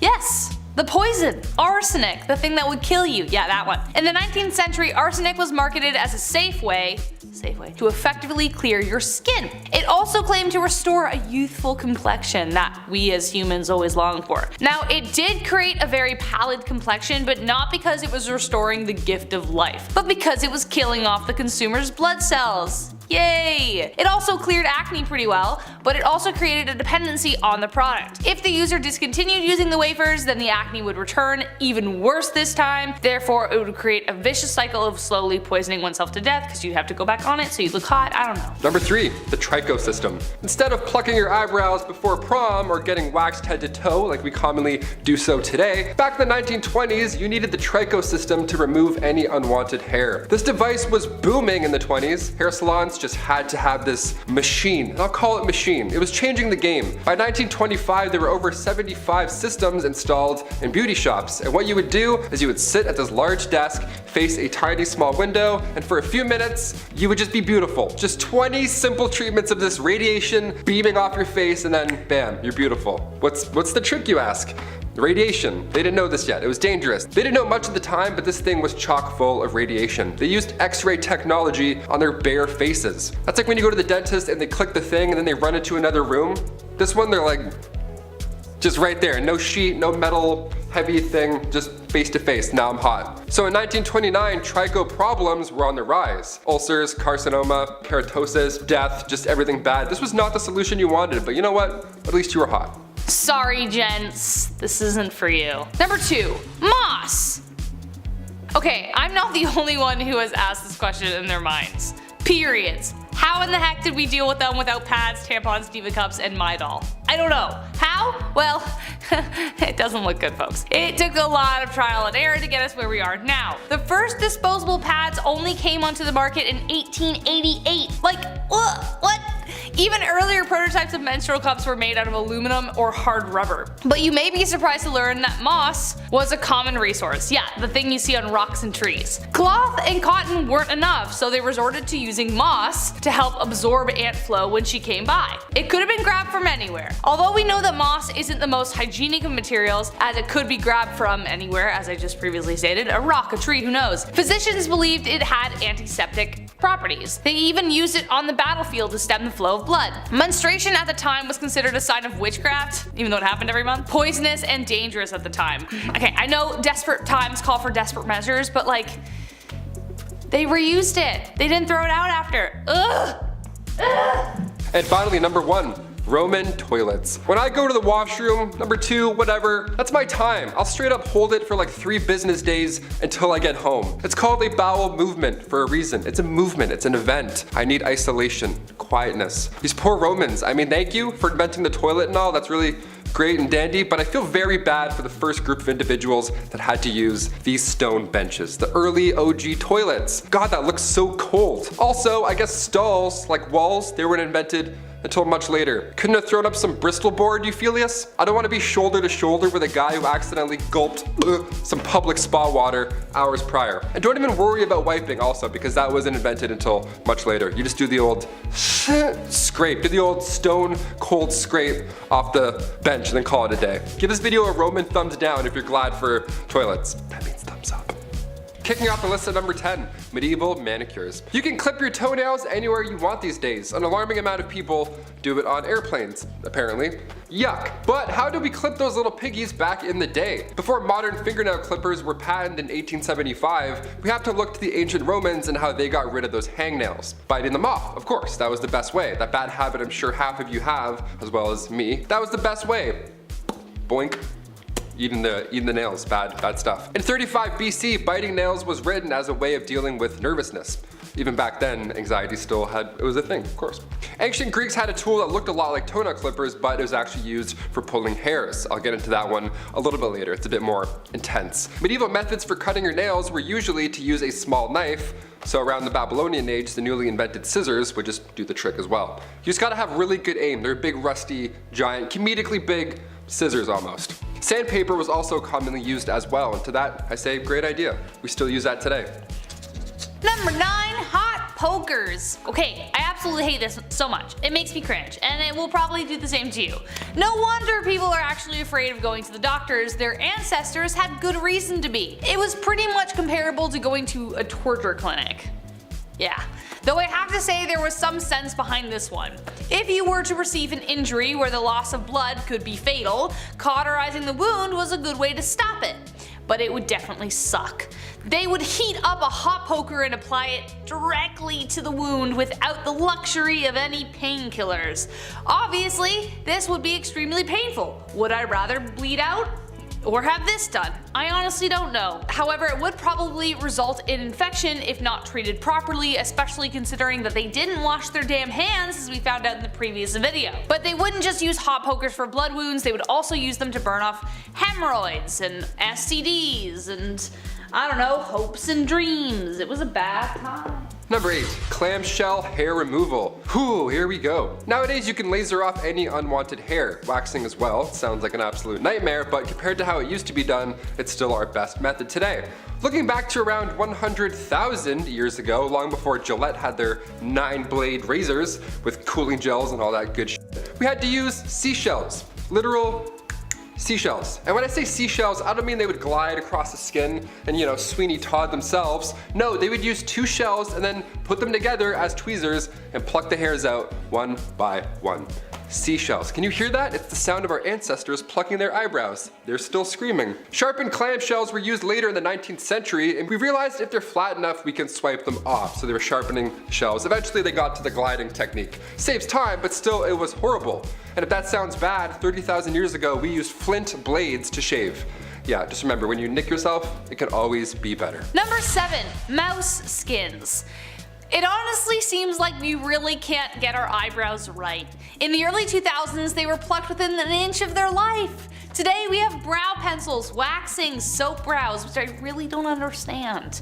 Back in Elizabethan times, they were plucked entirely off of the face to make foreheads look bigger. And now there's this trend. Eventually, bountiful eyebrows came back into fashion, and for those women who weren't blessed with such brows, resorted to mouse traps. That's right, in order to get that luscious furry frame above their eyes, they would catch mice, skin them, and apply them to their eyes. Yay! In the 17th and 18th century, more specifically, women of nobility were known for shaving off their eyebrows entirely and stick on the mouse skin. It was better if the mice had really dark fur because the popular look of the time was pale skin and black eyebrows. Gee, I wonder where Snow White came from. But even more hilariously, they would place their brows higher than normal so they walked around looking surprised all the time. Imagine one of them receiving the worst news possible while simultaneously looking like they just won the lottery. Also, the glue wasn't very good, so they would fall off at leisure. Your mom died. Oh no! Like what the heck? Number 6. Horsehair dental floss. Yeehaw! Okay, despite how annoying dentists can be sometimes, flossing is vital when it comes to mouth cleanliness. But using horses' hairs to do so, that just sounds counterproductive, no? Early human remains were studied and it showed these grooves in between their teeth. So they would sharpen these little sticks on both sides or use horsehair to get those hard to reach places. Even back then, way in ancient times. If it wasn't horsehair, it was thin, long twigs.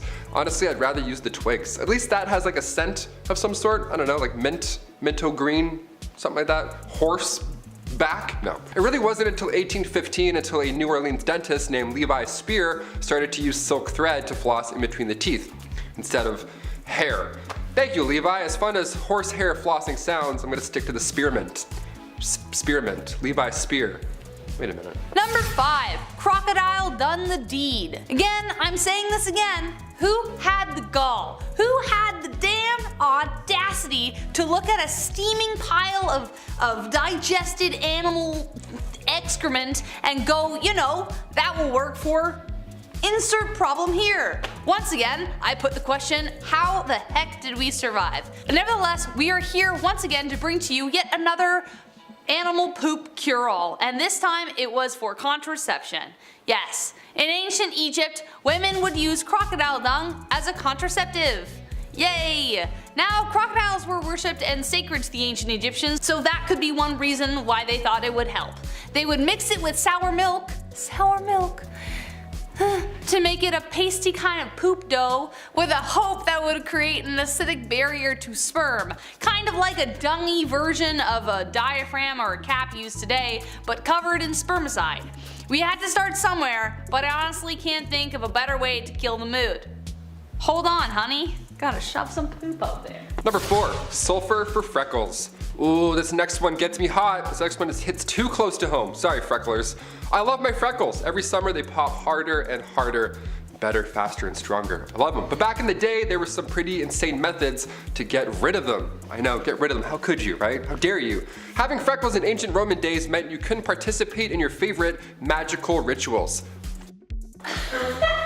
Yeah, sorry, Balthazar. I'll catch the next meeting, I guess. I'm gonna go wash up. Having freckles meant you were impure or polluted. And in ancient Greece, having a beauty mark or 1,000 on your face or cheek meant a bright future was in store for you. So depends really where I am. But I'm like, huh? Medieval Europe, moles or freckles meant that you were for sure a witch. Great.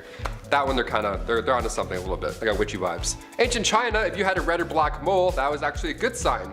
But a brown mole, like this one, meant grave warning signs. Eee. So depending where and when you were, that freckle that you named when you were 7 could have possibly changed your entire life. In places where freckles weren't desirable, sulfur was used daily to get rid of them. We don't recommend lathering your face with sulfur. In fact, I think magical rituals are safer. Number 3, Versailles and other palaces. Did anyone else imagine when they were a kid that they were born in the wrong era and should have been like prancing around in golden embroidered gowns in palaces, or being in a masquerade decked in velvet across the room from your secret lover?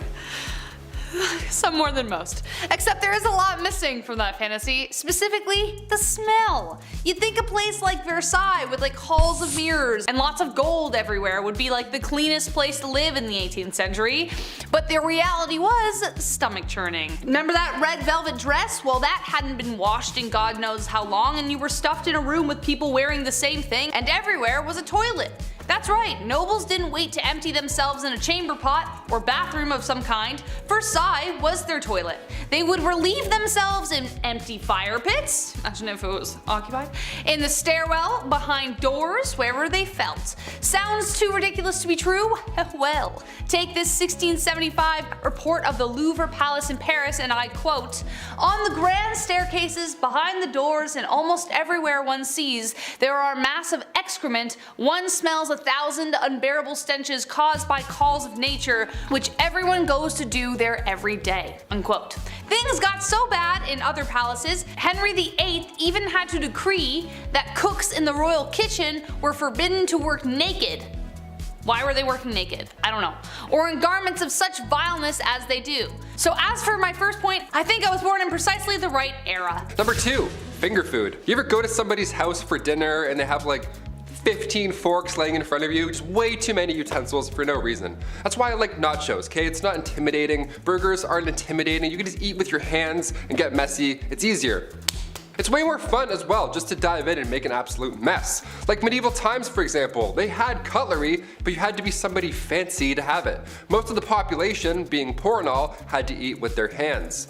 Chopsticks were first used during the Shang dynasty. The oldest chopsticks ever found went as far back as 3000 BC. But come 400 AD, China's population spiked, resulting in a lack of resources for food. These stirring sticks now got a lot smaller to fit for their smaller portions, and that was the start of chopsticks. Fun fact. Come the 16th century, the rich and fancy carried their own set of forks with them to their royal dinner. King Charles V of France had a vault with a few forks in it. He's like, hey, check this one out. Bing. That's how rare that kind of metalwork was back in medieval times. I bring plastic forks to work. Does that count for something? I have like 2 in my backpack, maybe 3. Number 1, and last but not least, a gong farmer. Adding to that fantasy I spoke about earlier, living in a castle with a glistening, sparkling moat. What moat could you want? Well, I'm sorry to say that moats often doubled as toilets. Very often when castles were built, the toilets would be built high up in the castle, hanging over the moat so that it would just drop right in there. But another way they would deal with their droppings was to build a toiletry over a cesspit, kind of like an outhouse, or kind of exactly like an outhouse. Except at one point the cesspit would fill up. Enter the hero of the hour. Today we have people with machines who do it. Somebody actually had to go in there and do it himself with their bare hands. Friends, remove your hats in honor of the gong farmer. Their job was to get on in there, shovel it out by hand, and ferry it to a spot where they could bury it. It was a dangerous job for a multitude of reasons, the top ones including the pits were often riddled with disease, and they were often quite deep. So as a result, they were paid very well for the time to sweeten the fact that no one would go near them, so they would be forever alone. But even then, lives were lost. One man by the name of Richard the Raker fell into one and drowned. What a way to go. Kicking off the list at number 10, wiper no wiping. On part 3 of the series, we of course brought up the worst job in royal history, the groom of the stool. Wiping was a royalty. We didn't have the fluffy bear family telling us to hashtag enjoy the go, where they used an incredible amount, just a wasteful amount of toilet paper. Those bears, so wasteful. We had to improvise back then and use leaves. And by we, I mean medieval peasants, not us. We discussed Romans just pooping through cold cement benches, but what did they use to wipe after the fact? Well, that was the sponge on the stick method, which I'll be honest, that's my favorite of the ancient methods. Because you know somebody had the perfect stick, right? Like one that was like, just the perfect angle to really get in there. No, the sponge on the stick wasn't that fun at all. It was actually communal, it was all bad. You had to share it, be like, oh, okay. Here you go, sir. Early Americans used brick-lined pits, and that was their washrooms. This was around the time of the Declaration of Independence, and besides human waste, people would dump anything in these toilets. They found a window in one of these pits. A window. Some poor guy hit a window. Can you believe that? And as for wiping, are you ready? Dried corn on the cob, that's what they would use. Yeah man, next time you do that corn on the cob butter trick where you like spin it through the butter, all nice and smooth, keep that in mind. Number 9, just pull it. We've talked about brushing your teeth with urine, we've talked about using horsehair for dental floss, but can it get even more bizarre when it comes to oral cleanliness? Yes. We still do this method today. If a tooth is beyond repair or it's causing an infection in your jaw, yeah, just pull that sucker out. See ya. Sometimes it's the only option. Sometimes. Back in the day though, this was the best and only method. Sore tooth, maybe a cavity, something's not feeling right, maybe your gums are just hurting, maybe you bit down on a bone, no problem, pull it. No matter what the case is, just yank it out. Dentists weren't a thing in the Middle Ages. Dr. Downer didn't politely remind you to floss more, you know what I'm saying? But they did have a barber, the fastest dentist in the game. Barbers were responsible for obviously cutting hair, but they too would pull teeth and they would bloodlet. This guy must have been in the weeds every single day. He was so busy. Yeah, just a little off the top, maybe a little bit of blood at this, a couple of molars too, classic 3-in-1 appointment, you're good, debit. If you walked into the barber shop and you were bald, he already knew what was up. He was like, all right, I'm gonna start warming up the arm here. And if you think that's weird, well, let's go a little bit more recent for this one. Number 8, doormat toothpaste. We've mentioned some horrible lipsticks and face powders, so we need to mention this disaster of a brand. Moving past the days where your barber pulls out the problem in the 1940s, we had toothpaste. Yes, we had it. This is good. In fact, we had the most powerful toothpaste ever to this day. It was called Doormat. Okay, yeah, so back in the 40s, people were brushing with radiation. Even on the actual tube, it says, radioactive ingredients increase the defense of teeth and gums. Okay. These cells are loaded with new life energy. The bacteria is hindered in their destroying effect, leaving behind a pleasant, mild, refreshing taste. Ah, yummy. Its radioactivity was low in comparison, but the fact that this existed once, not too long ago, is just wild to me. Good gums don't bleed, they actually glow. What would their slogan be today? Doormat, accelerate your breath. Number 7. Shards and sharts. Oh, you thought we were done with the bum history. Think again. This is a part 4, and honestly, I could do 4 more parts on wiping alone. It's a pretty big deal, it's nuts. We don't realize how lucky we are. During the pandemic, for example, one of the first things people stocked up on was toilet paper. It's worrisome to not have 6 rolls on standby. You start getting anxious, right? You're like, oh, but what if I eat some lobster? I don't know. Whatever makes your tummy upset. Now you know a little bit more about me. But nobody did it like the ancient Greeks, and I mean nobody. Survey says ancient Greeks would wipe using broken pieces of ceramic. Oh my god. They would even sometimes write the names of their enemies on this piece of shard and then wipe. Isn't that wild? It's like, I'll show you by wiping with ceramic with your name on it. Gotcha. Yes, this obviously led to major health problems, and according to the British medical journals, 3 pieces was often enough. 3 is still a good number today. That's a comfortable fold, but ceramic, no, there's no way. No way. It was the better alternative, believe it or not. The other was actually sharp seashells. Number 6, deodorant. Before the Old Spice guy was even born, what did people do to smell good? What? Deodorant was first introduced to the public back in the late 1800s. It was called Mum. It was a cream that used zinc oxide and it was stored in metal cold containers. Nothing like Speed Stick at all, not even close to being discreet. You can't put this stuff on the bus, since they're gonna be, what's that guy doing with that jar of goop? Ancient Egyptians used ostrich eggs when it came to ancient deodorant. They made perfumes and were amongst the first to try any type of deodorant. So, thank you. Thank you. Hence the ostrich egg factor. Mixing a little fat, tamarisk, tortoise shells, nuts, and then bam, you're ready for the day. Another method was a little more yummy than ostrich eggs and nuts. Egyptians would also use porridge balls. Flavored porridge rolled up and then safely secured in your little apple pitter fritters right there. Just don't wave at anybody or else you'll, there you go. Number 5. Shampoo. When my hair grew longer over the pandemic, I had a huge wake-up call. I had no idea what I was doing. I only used the Guys shampoo, you know, like the classic 4-in-1 shampoos. That wasn't working anymore. I needed some curl cream. I needed shampoo and conditioner, separate things. It takes time to figure out what works with your flow, but the ancient Romans, they didn't have Head and Shoulders. They would just dip their hair in cold water at a public bathhouse, also very public, and then rub and scrape oils away. Lime wire was also used to wash your hair back then, but that was horrible. It's just as useful as lime wire. Sometimes Europeans wouldn't even use water at all. They would just rub their head with bran before bed and then brush it out with a comb in the morning. Yeah, bran. I used dog shampoo once by accident. Honestly guys, I'm not gonna lie. There's something they're not telling us. It was too nice. Number 4, Aqua Tofana. Not to be confused with Aquafina, which is also pretty horrible. Aqua Tofana was hot in the 17th century. This was a straight up poison that was marketed as a cosmetic. This was during the late 1600s and it was first used by 2 women, Francesca Lasarda and Teofania di Amato. They used this cosmetic, this makeup, so that when their husbands kissed them on the cheek, they would then be poisoned. It's named after its creator, a lady named Tofania, who was caught and executed for her crimes, but her recipe carried on through who we believe was her daughter, Julia Tofana. She took this deadly recipe all the way to Rome and then kept manufacturing it. Inside this cursed cosmetic was arsenic, lead, and perhaps belladonna. It was colorless, tasteless, and one of the deadliest. This cosmetic took over 600 lives. Brutal. Number 3, baldness. So what if you're going bald but you don't have a massive 16th century stupid wig? Then what do? Well, back in those days, if your hair started to thin out or you were losing patches, you would need a mix of chicken droppings. Yeah, chicken mixed with potassium.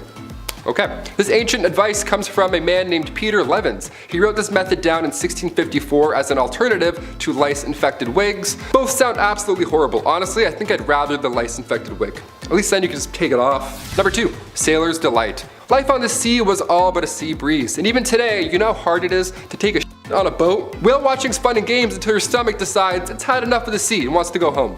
While it's a rockin' and rollin' way of using the loo, how did sailors do it back in the day, before anything helpful? Was it easier being far away from the general public? Was it helpful that water was all around the place? Honestly, not really. That's when a tow rag comes into play.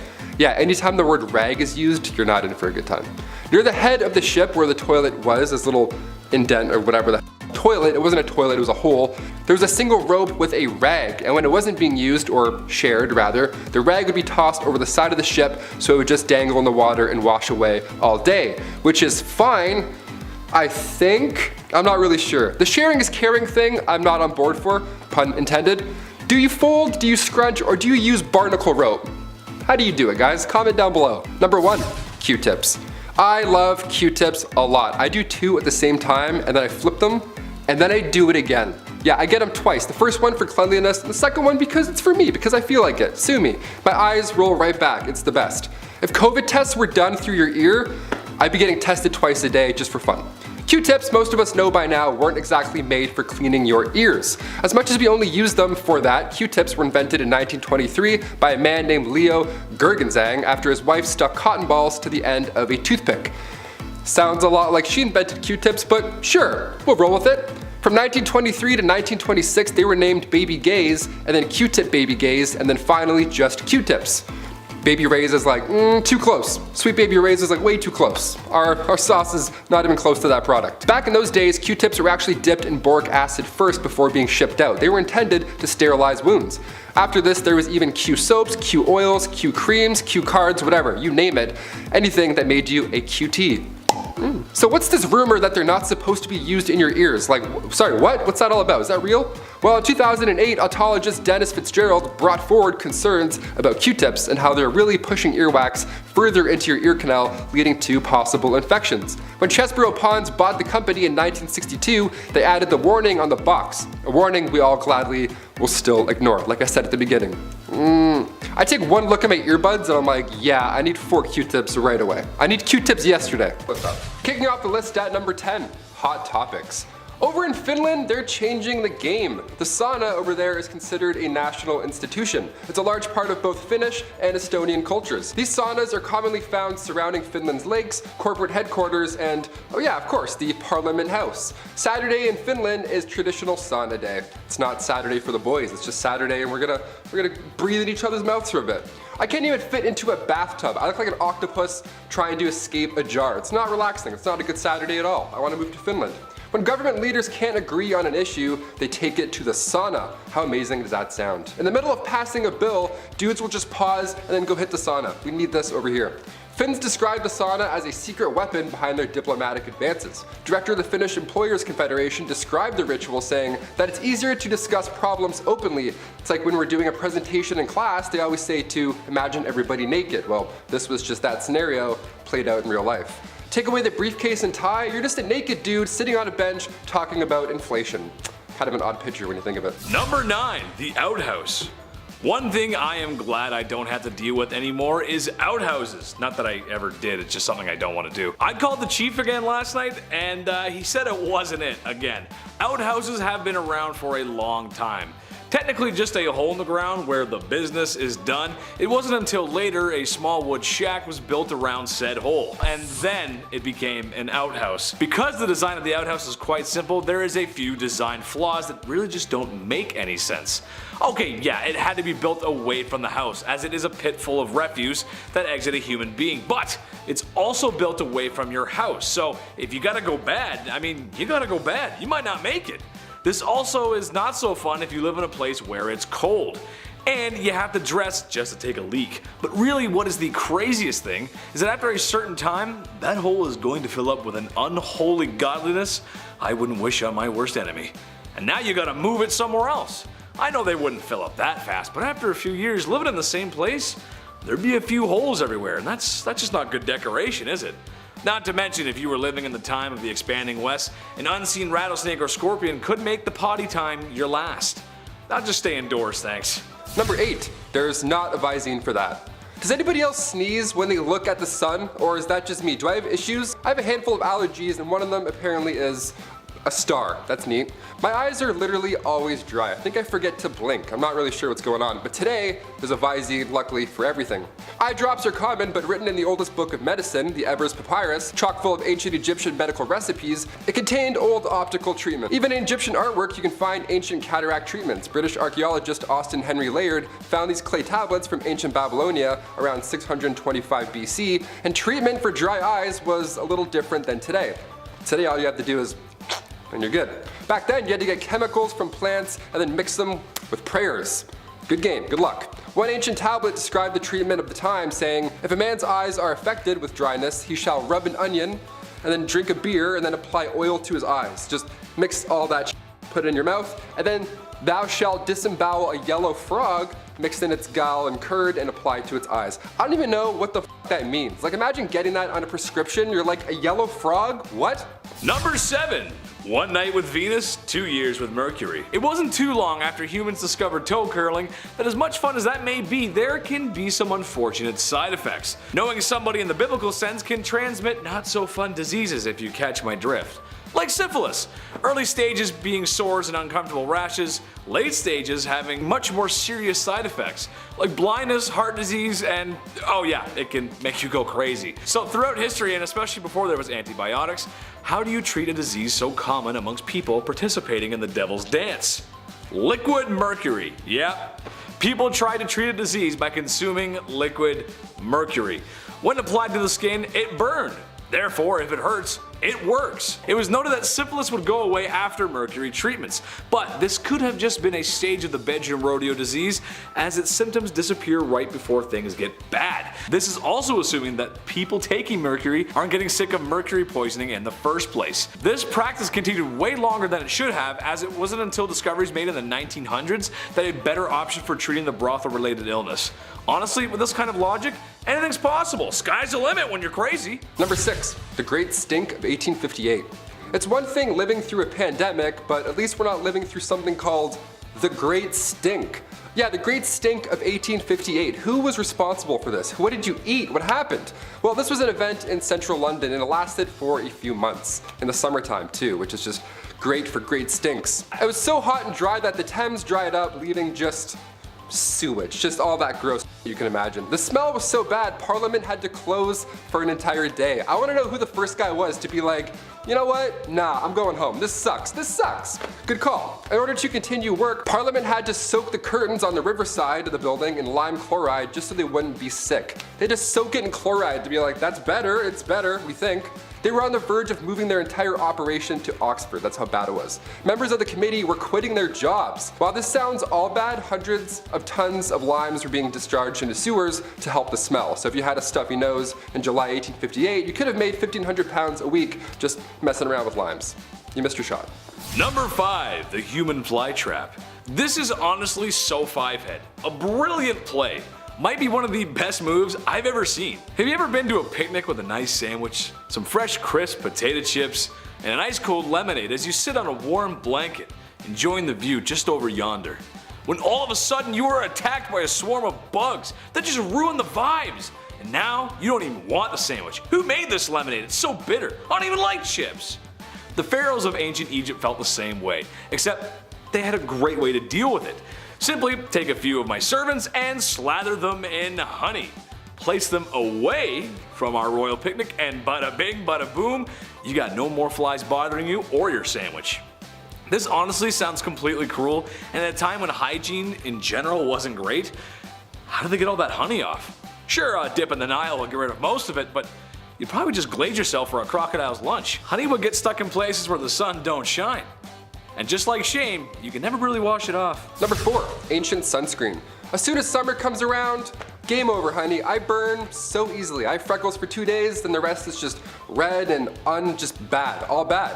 That's why I'm a fan of winter. I don't have to keep applying sunscreen to my face all day and feel like I'm about to faint. But how did Egyptians beat the heat in ancient times? They didn't have Banana Breeze SPF 35. What did they do? Well, ancient Egyptians valued their skin as a symbol of beauty. You think your morning skincare routine requires a lot of work? Yeah, buckle up. Their routine was written on a tomb wall and also scrolls. They used rice bran containing UV absorbing gamma oryzanol, and that was used to block the sun off. Jasmine as well helped repair sun damage. Just some chick named Jasmine, she was like, don't look at it, just stop. Ancient Greeks used olive oil as sunscreen, which as far as UV protection goes, did absolutely next to nothing. You'd be burnt and dehydrated, but you know what? Tan line, so. Number 3, Red Dead Bandage. America 1864. There's a polite disagreement between North and South whether the South should be still using YouTube's least favorite S word as a business practice. The verdict? It wasn't very nice. That aside, the Southern states fought hard for a very stupid reason. Idiots. Such a hard fight in the fact that it was taking a serious toll on everyone. Specifically the Southern economy and civilians who got caught in the raw end of the deal. The war was a huge cost of life and money for both sides, but the South just didn't have the same resources the North did. So, after years of fighting, things weren't looking too good. An example of this was the South washing and reusing bandages as supplies were low and casualties were high. This might be hard to stomach, but that's just what happened. Nurses washed the blood off of blood-soaked rags and bandages to reuse simply because there was no supply. I don't have to be a doctor to tell you that reusing bandages in a time before antibiotics is a bad idea. It might be better to just not have a bandage in that case at all, as the chance for infection would significantly increase. Dutch, you got any fresh band-aids over there? I scraped my knee fighting with Micah. Hurts real bad. Maybe get John to kiss my boo-boo better. Number 2, ancient socks. Somebody got me socks as a gift over the holidays, and let me tell you, still the best thing you can get. Socks and lip balm, you can do anything you want. Game over. Socks in ancient Greece were not the right and left neon green athletic socks that you have today. No, not even close. Socks came around in the 8th century BC, made fresh from, you guessed it, animal hairs. Yeah, it was gross. This actually led to Romans tying animal skins around their feet and then tying them up. Cut to the 2nd century AD in ancient Rome, the sock game got real.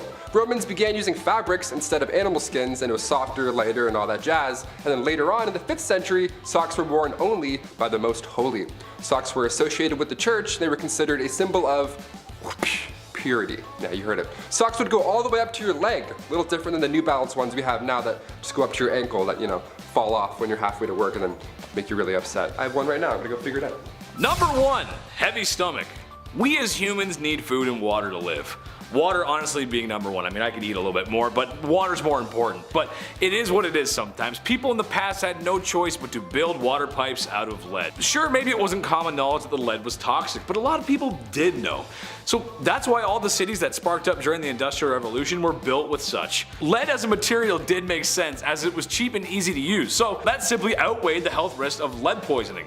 Lead was a common material in other products as well. But when your drinking water is supposed to be fresh, maybe it's time to spend a little more so we don't end up, spending a lot more on healthcare for lead poisoning. After years of being underground, the pipes corrode and leak toxins into the water stream. It's why in older cities, a lot of time and money is spent today replacing old pipe infrastructure. To me, it's a classic case of, let somebody else deal with it, I'm sure it's fine. Well, I'm off to go work in a completely safe asbestos factory. I'm sure there's nothing wrong or bad in there. Kicking off the list at number 10, pig toilets. Yeah, we'll start off with a nasty one. Look, we're on the part 6 now. We're talking about some ancient hygiene practices. It's gonna get gross, it just has to at this point. I've talked about Roman toilets, horsehair dental floss, so now we gotta dive into some yucky stuff. Pig toilets began around 200 BC in China, and these pig toilets were actually pretty common. You would just go to the washroom over top of a pig pen. It's pretty straightforward. It's pretty awful, but also it's all they had. It was pretty awful, but I would say it's worse for the pigs, definitely worse for the pigs. The pigs would eat the waste because it was mixed into their food. They couldn't tell the difference. Ugh, horrible. This was one of the few options to manage waste, especially in areas where plumbing wasn't possible. I talked about pigs going to court in a recent BumbleBee video. If I was a pig, I would be pressing charges left, right, and center after this. That's so disgusting. We're at number 10, and I want to puke. Nice, buckle up. Number 9, water closets. This one sounds fun. A closet full of water. What a blast, pun intended. Back in the 1800s, all over Europe, our modern day version of the bathroom came to life. Thankfully, I'm very glad this happened. If it didn't happen, it'd be It'd be a little bit different nowadays. It takes two things to have a water closet. A home big enough for a room purely devoted to waste, which is amazing. And of course, running water, that definitely helps. Sir John Harington, godson to Queen Elizabeth I, was determined to invent what we now know as the basic toilet. Back in 1596, he created this idea, and people actually made fun of this guy for spending so much time working on a useless device. Yeah. The more we know. Cut to 200 years later, another inventor by the name of Alexander Cummings reworked the water closet, added an S-trap, the little valve between the top and the bottom parts of the bowl, and now we're on the right track. Then a couple years later, in 1777, Samuel Prosser applied for a plunger closet patent and got it. A year later after that, Joseph Brahma enters the toilet game, adds a valve on the bottom, an old school ball cock. So we're getting there, slowly over time. Different inventors are bringing their new ideas in, all so that we can go and take a shit. Brodmann was a sailor at the time, so his water closet was often used on ships of that era. Today we have toilets that flush automatically. Once you get up or move around, the sensors think you're done, and then they blast away. If you stand and wipe, good game. This thing's gonna be making noise all day long. Number 8. Bald face. In another video on things too woke for this era, I talked about how it was once cool to have no hair on your face at all. I can't grow any facial hair, so this reaches out to me. This is good. I like this. I like punching out on this fact. Well, Queen Elizabeth I was the first to bring this idea into Western culture. She influenced women to completely pluck their eyebrows, and on top of that, they would also shave their hairline back as far as they could, so their faces would be as large and as big and bright as possible. Just right there, like the big moon. It was common for women to soak bandages in a mix of ammonia, vinegar, walnut oil, all to hopefully suppress the hair growth on their forehead. Facial hair was removed, but body hair, that was left untouched. The Catholic Church also influenced the look. Growing your hair out was a feminine display until you went out in public and had long hair. Then it was immodest. Because, of course. Number 7, loincloths. Okay, I have to adjust the jeans for this one. Going back to ancient Roman and ancient Egyptian times, the loincloth was used by all. Neat. Either that or you would just be naked. So, if you're a nudist, great. Hit the thumbs up if you're a nudist. I don't know why I said that. We're gonna keep going. I found this neat step-by-step on the internet how to make your own loincloth. And it's a bit more complicated than throwing on sweat shorts and calling it a day. We don't have a lot of archaeological evidence today because these linens barely made it through a decade, let alone all this time. But ancient Romans would use leather also to make underwear, which is, just imagining that, I'm like, it's hot. Hot goat skin wrapped around your waist in the sun. We love it. We still use leather today when it comes to undergarments, but we'll save that talk for another time. Number 6, breast bags. There's a neat term, breast bags. Let's bring that one back, see if it sticks. Now, contrary to what I just explained over at point number 7, women, more often than not, didn't wear undergarments in the Middle Ages. Up here, at least. But in 2008, at Austria's Langborn Castle, something that resembled a modern-day bra was discovered. It's believed that only higher-ups, ladies of nobility rather, were the only ones who had the privilege to wear these breast bags, or breast cups. I say breast bags, sounds a little funnier. We have bags of milk in Canada, so I'm connecting the, I gotta connect the jokes. I can't say much personally, but this does not look supportive enough at all. It's like a pirate flag, it's like ripped apart, this is nothing. If you have back problems, I don't think these breast bags are gonna help you. If you're ever catching up on some 13th century readings, well, now you have an image when you see the word breast bag. It's this eye patch that they called support. Number 5, cesspools. Ooh, gross transition. If you're gonna make a massive castle, you need to know where to build certain rooms. Like say over a cesspool, for an example, that might be important. Just plug your nose. Cesspools were often placed under floors, which makes sense because, you poop and then gravity and everything goes down. But you need to make sure that those floors are supportive enough. Because in 1183, the Emperor of the Holy Roman Empire had a dinner in the palace of Erfurt, but the floor in the main hall broke open, resulting in a bunch of dinner guests falling through the floor, with a few of them even drowning in that cesspool. What a horrible way to go. Then again, in 1326 England, Richard the Raker had just sat down for dinner, guy hasn't even started his meal yet, and then again, the floor broke and he fell through and drowned. I'd say chamber pots were safer, definitely, but when it comes to waste, honestly, just out of sight, out of mind. Just get that away from me. Literally, pun intended. Number 4, towels. I'm pretty picky when it comes to towels. I always have to have way too many just ready to go at all times. In case I want a bath, in case I want to have 2 baths in a row, you never know. Today we have nicer towels at hotels than anything, honestly. We all know somebody with a Bahia Principe resort towel in their closet, and you're like, really? Really, you thief? Okay, I'm telling.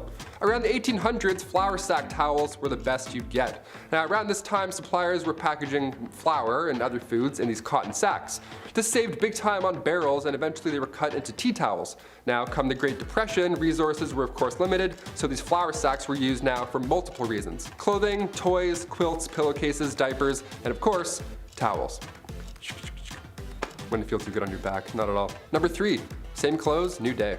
King James, and no, I don't mean LeBron, I mean King James VI of Scotland this time around. We'll talk about him another time. He had a pretty sweet idea when it came to changing clothes. You don't.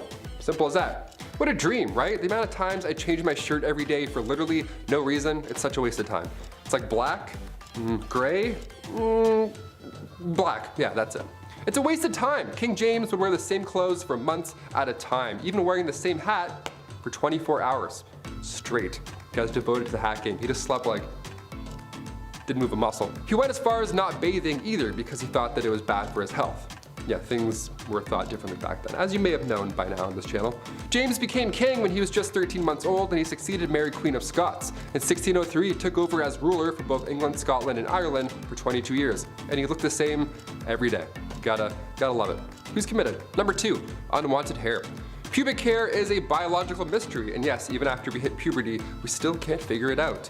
What are you? What's going on? So far we believe this is part of our evolutionary history, and it comes from a time where we needed fur all over our bodies, right? Like animals. We evolved to protect ourselves against the cold and just in general to keep that area, you know, safe.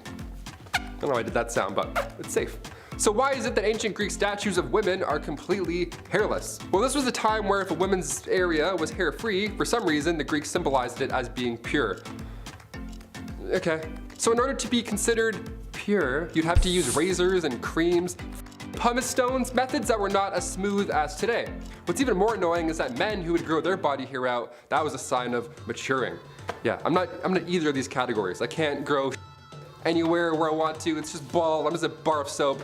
Yeah, I'm not gonna use a stone to shave either. Thanks. We'll pass. Next. And finally, coming in at number 1, acne. Ancient Egyptians and Greeks came up with an interesting method of getting rid of those pimples. Now reminder, this was long before Dr. Pimple Popper was ever a thing.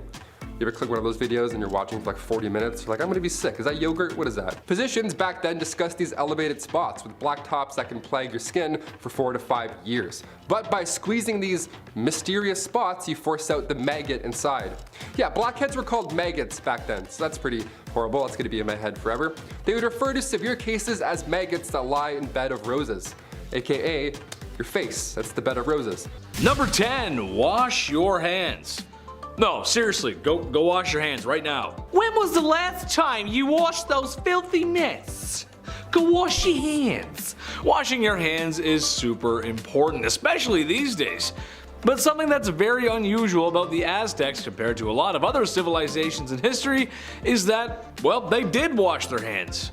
Oh, and you have no idea how happy that makes me. No more shall I have to think about people shaking hands after using the bathroom with no toilet paper. That's disgusting. Or scooping food onto a plate with their bare, dirty hands and sharing that food with the rest of their families. Yes, the Aztecs like to wash their hands before and after a meal, which is just the way it should be. I hate having grimy hands. You know, I talked to the chief today, and you know what he said? That's it. That's actually it. Yeah, we like that. That's it. Number 9, Aztec barbershop. It must have been quite the sight for Spanish conquistadors to land upon the shores of North America and then come to bear witness the Aztec civilization in all its glory. Something noticed by the curious Europeans was that the Aztecs had what looked like a barbershop for men. After all, a healthy scalp is a happy one. Even more interesting than that, however, is women were dyeing their hair with a green herb that I'm not even going to begin to pronounce. It was just too hard. It was a lot of X's and T's. I couldn't do it. Which produced a purple shine to their hair. Some women even shaved their hair off, while older women, like mothers, had longer hair. Man, it's almost as if a beautiful civilization was starting to flourish. Well, I'm sure nothing bad ever happens to the Aztecs, right? Number 8. My heroes. Let me create a scenario for you. I like creating scenarios. Let me create a scenario for you. You're on the way to a certain event that is very important in the big city. Maybe it's a new job, a new summer fling, or something that requires dry pants. but now your stomach is acting up. It's big angy. Your stomach's making sounds that are becoming more audible, and you can feel soon you will require a bathroom. But you hold it in. I can make it past this event and then go, you say to yourself, no problem. But now you've got cramps, sweats, and you're getting anxious, as you know that DEFCON 1 is approaching. You now have to make a decision to make a rush to find a bathroom, or be late for your event, or take a gamble with your underwear and dignity. Yes, that is a feeling I know all too well, but perhaps I should have been living in the Aztec Empire, as they had public washrooms all over the city. That's just awesome. Oh, what sweet relief. As if that weren't the most unusual, they also had citizens cleaning the streets, which is pretty unusual for the time. Yes, cleanliness was very important to the Aztecs, and honestly, I think there should be public toilets on every street corner. Please, sometimes I gotta go. Number 7. Thirsty. After a trip to the public washrooms, you may need a drink of water to rehydrate yourself. I mean, come on. I know I could use some hydration after that. Sometimes it gets really sweaty in there. Well, it's a good thing that the Aztec cities had canals, and not just the kind of canals a small Italian gentleman drives a boat through on Valentine's Day, but canals that handled both transportation and irrigation. Aztecs knew just how important water was for life, but perhaps most unusual about the Aztecs is their night soil collectors, which honestly sounds like it's hiding something just in that name. Night soil. Basically, they were beta garbage collectors who used canoes to transport this night soil to farms for fertilizer. And yes, night soil is exactly what you think it is. Poop! But it's unusual for a civilization to be so conscious of where their waste goes. Don't believe me? Well, how about this summer we all get together, we all go up to New York City and take a dip in the Hudson River. Yeah, not many takers, didn't think so. They were doing their best with what they had. And if women don't find you handsome, they should at least find you handy. You know what I'm saying? Number 6, ye olde dentistry. Look, every time I find a decent dentistry fact, I slap that bad boy in here like a D-based infomercial host with a surprisingly effective kitchen gadget. You're gonna love my nuts. Remember that guy? This is just one of those facts. Do I have a fear of the dentist? No. No, I don't, because my dentist is nice and has all the modern amenities to make me feel at ease. A comfy chair, laughing gas, and putting Peppa Pig on the TV because I'm a big baby. Goo goo gaga. However, no amount of any of those things I mentioned can prepare you for the dentistry before the year 1900. It was crude to say the least, but hygiene is hygiene, and you gotta keep that mouth fresh and clean. Tooth infections were fixed with rubbing charcoal in the affected area, and if that wasn't enough, a super safe mixture of snake venom and vinegar was used. What? Okay. Who was the first guy that discovered snake venom had such healing properties? Probably the same weirdo who first milked a cow, if I had to guess.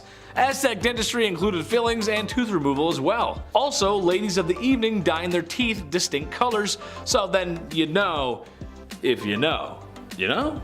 Look at my red teeth, boys. Number 5, steam baths. Now looking back and learning that the Aztecs had public washrooms everywhere and had access to steam baths because of their irrigation is fantastic. I mean, come on, just think about it. You could relax after a long day in your own steam bath that's made by natural running water. It sounds like doing yoga there would make me feel more in touch with my inner chakras, and my mood crystals would glow just a little bit brighter. Imagine, you walk into a bathhouse after a long day, and then you see me just sitting there with a towel that barely fits. Well, hey there, good looking. Why don't you come on in and pop a squat next to me?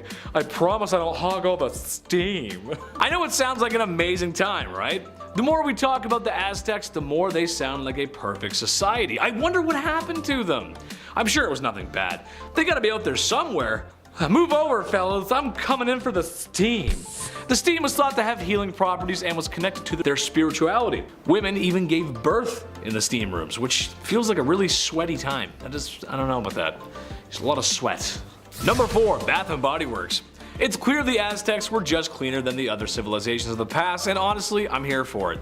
There's only so much a guy can say about people being stinky in the past. I mean, really, the smell must have been horrible, especially down in the nether regions. My lady, I would like to have a child with you, but the fragrance that is coming from both of our undercarriages makes me want to get into my carriage and drive it into the nearest body of water. Yes. Aztecs were making soap like it was their day job, using various herbs and plants to create much nicer smells and perfumes. However, during the rainy months, Aztecs wouldn't wash or wash their clothes in penance. But I guess 1 month isn't so bad. Strangely enough, women wouldn't wash their faces when men went off to war. I'm not sure about that one, but hey, I'll take it. Gold star for staying clean, Aztecs. Gold star. Number 3, Bath and Body Works Part 2. Okay, another scenario. You're in the 6th grade. You're sitting at a desk and listening to Mrs. Smith, and she's going over what today's art assignment is.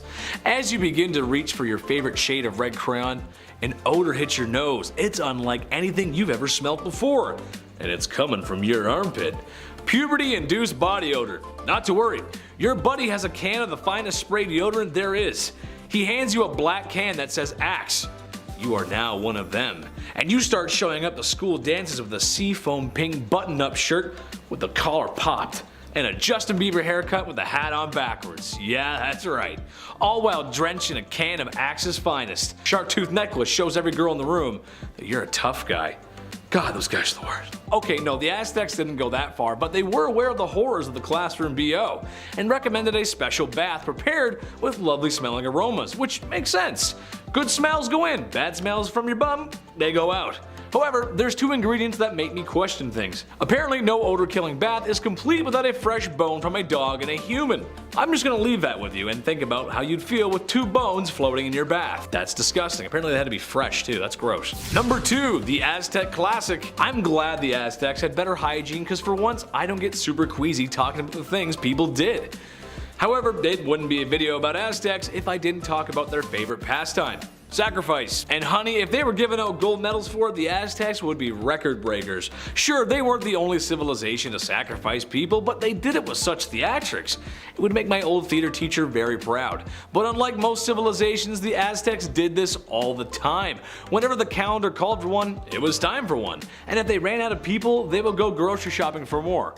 Or actually just go to war and take people, which is not good. Just know that when a chief or a religious leader cuts the heart out of a man whilst alive for the entire city to see, he most likely had a clean cloth and water to wash his hands, making modern surgeons proud everywhere. Number 1, the European bug.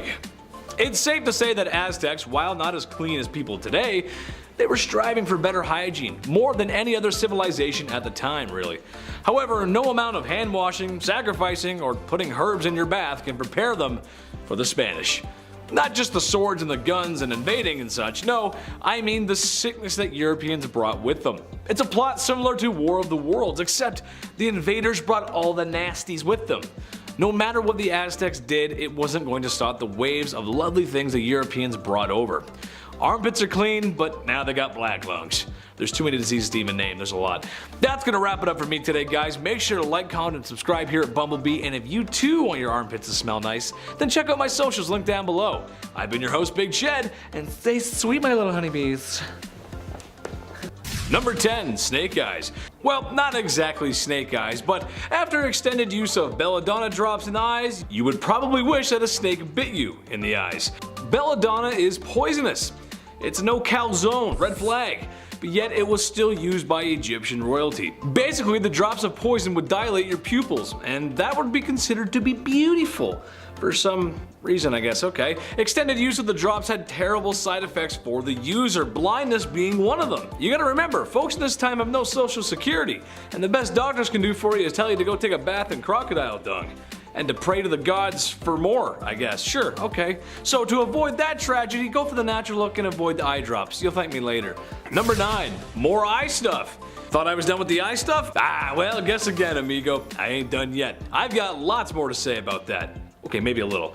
Eyeshadow and eye color. Some ladies today would say no special outfit is complete without it, and honestly, I have to agree, ladies. Sometimes y'all do some stuff with your eyes that makes me say, damn, you look good. Damn, you look good. However, some ladies might be cautious to slap some color on their face if they knew the origins of the product. As for the royalty of Egypt, eye makeup was in. Seemed to be a trend. However, they weren't so cautious of where their makeup got its origins. Egyptian eye glitter had 2 key ingredients: applicable powder and bugs. Yeah. You know the super colorful ones that are like really big and you wouldn't want to be around? Yeah, those, beetles, scarabs, and pretty much anything you could find. They would then crush them into a heavenly pulp and smear it all over their royal faces. I have issues with spiders and wasps as it is. I have no interest in wearing them whatsoever. I actually hate wasps. That's just, even just crushing up a bunch of and just, oh, this is good. Oh, I love this. This is the best. Yeah, no, don't do that. Number 8, sweet traps. When you're royalty of one of the most successful empires and civilizations in human history, it means you ain't gonna lift a finger. Less than any other celebrities do today, probably. So what to do with all that extra time in your hands instead of living like everyone else? Well, how about a picnic? Oh, that sounds nice, actually. Sounds great, right? Except when we bring out all of our favorite treats, the flies and bugs bother us, and we can't look beautiful if we're covered in bugs head to toe. How did the Egyptians fix this, you ask? Well, it's simple. Don't let the bugs bite you in the first place. Basically, you get one of your forced volunteers, maybe a couple actually, and you slather the poor devils in honey, till they look like your favorite pastry from Tim Hortons. Place said glazed serving away from the picnic, and now you can enjoy it in sunshine and peace. The screaming of being eaten alive by bugs might dampen the mood, so just wear earplugs, it's fine. You stay over there and just get eaten, it's fine, no problem. No problem. Number 7, unhooded Sith. Circumcision is important in a lot of cultures of yesterday and today. Now at this channel, my job is to come out here every week and make you laugh. So to the men out there who still have their Jedi robes, imagine every day of your life you got sand in places that sand shouldn't be. Anakin Skywalker's worst nightmare, and honestly explains why he hates sand so much. But perhaps one of the reasons Egyptians used this hygiene service was to stop sand getting in their wiener's one-eyed bandit. There's no showers, nothing to really get it out once it's in there. That's no good. I guess you could take a dip in the Nile River, but there's too many crocodiles in there, and who has the time to jump in the Nile River when they're busy being forced to build large structures that will stand the test of time? So you better line up, fellas, or be cursed to feel like Anakin Skywalker for the rest of your life.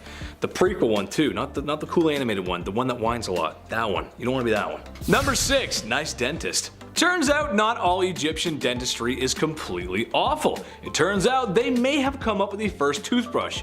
Other civilizations had examples of one too, so it's hard to tell exactly, but the Egyptians had one. But one thing they did have over everyone else were Tic Tacs, or breath mints actually. Honestly, this makes a lot of sense. Imagine it was Valentine's Day, you just walked past a large pyramid. There's sand in places on your body where sand just shouldn't be. When you notice the smell of your breath, and it's something awful. But not to worry, because you purchased breath mints from the market. Yes, that's right. Now smooching with your Egyptian sweetheart can go on without a hitch. The mints were made from nice smelling herbs and mints, sometimes roasted over a fire to form little candies. An ancient Egyptian solution to an ancient Egyptian problem. Kinda like that one actually, kinda nice. Could put a mint in, it's kinda nice. Number 5. What? I didn't have any corn! Austin Powers reference for you. You know the character I'm talking about, I can't say it. Here's a hygiene product that just makes me question life. The very fabric of our existence. Whether it was the Big Bang or the almighty creator, there's just no way this was ever meant to happen. It doesn't make any sense. One day, somebody was walking along the Nile River and was unfortunate enough to step in crocodile droppings. Now, most people would say gross and move on. Oh, no, not the people of ancient Egypt.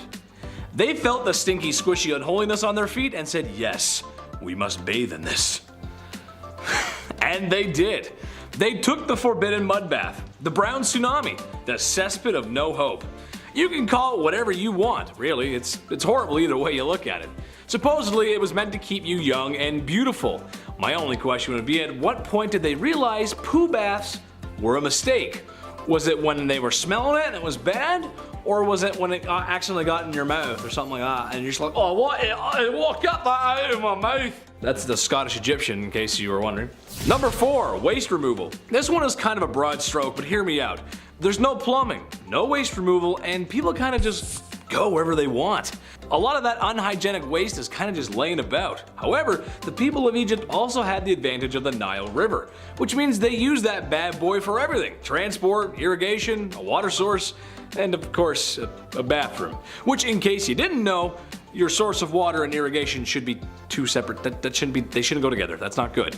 This is a good explanation for the plagues of Egypt, besides the sin, bad sinners, no sinning. As years of that kind of negligent waste management are liable to make any pharaoh sick. Don't mix your water with the poo, don't do that, that's bad, don't do that. Number 3, sunscreen. This should come as no secret to anyone out there, but with my rosy cheeks and fair complexion, I would not do very well in the suns of ancient Egypt. Honestly, I don't know how Luke Skywalker lived on Tatooine with those twin suns. Without a little copper tone action, you know what I'm saying? The Egyptians had an answer to that problem, however. Not the whole living on Tatooine part, that just kinda sucks no matter what. Blue milk is weird. They had a makeshift sunscreen using rice bran extracts and a few other ingredients that were meant to help protect against the sun's rays. How effective was it really? Not sure, cause the only stuff I'm willing to test out is the real stuff. And if I get burnt, then I start peeling. And then somebody has to rub aloe vera all over me. Be right back, I'm gonna get some sun. Number 2, cursed craft dinner.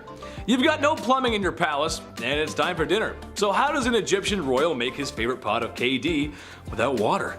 I mean, if college kids can do it in their dorm room, surely they can master the art of post-secondary cuisine. Well, for some unlucky folks, it means taking a pot and walking down to that old Nile River, almost like people rely on water or something, and take a big scoop of water and bring it back. But while you begin to scoop some water, you may notice someone is picking up crocodile dung.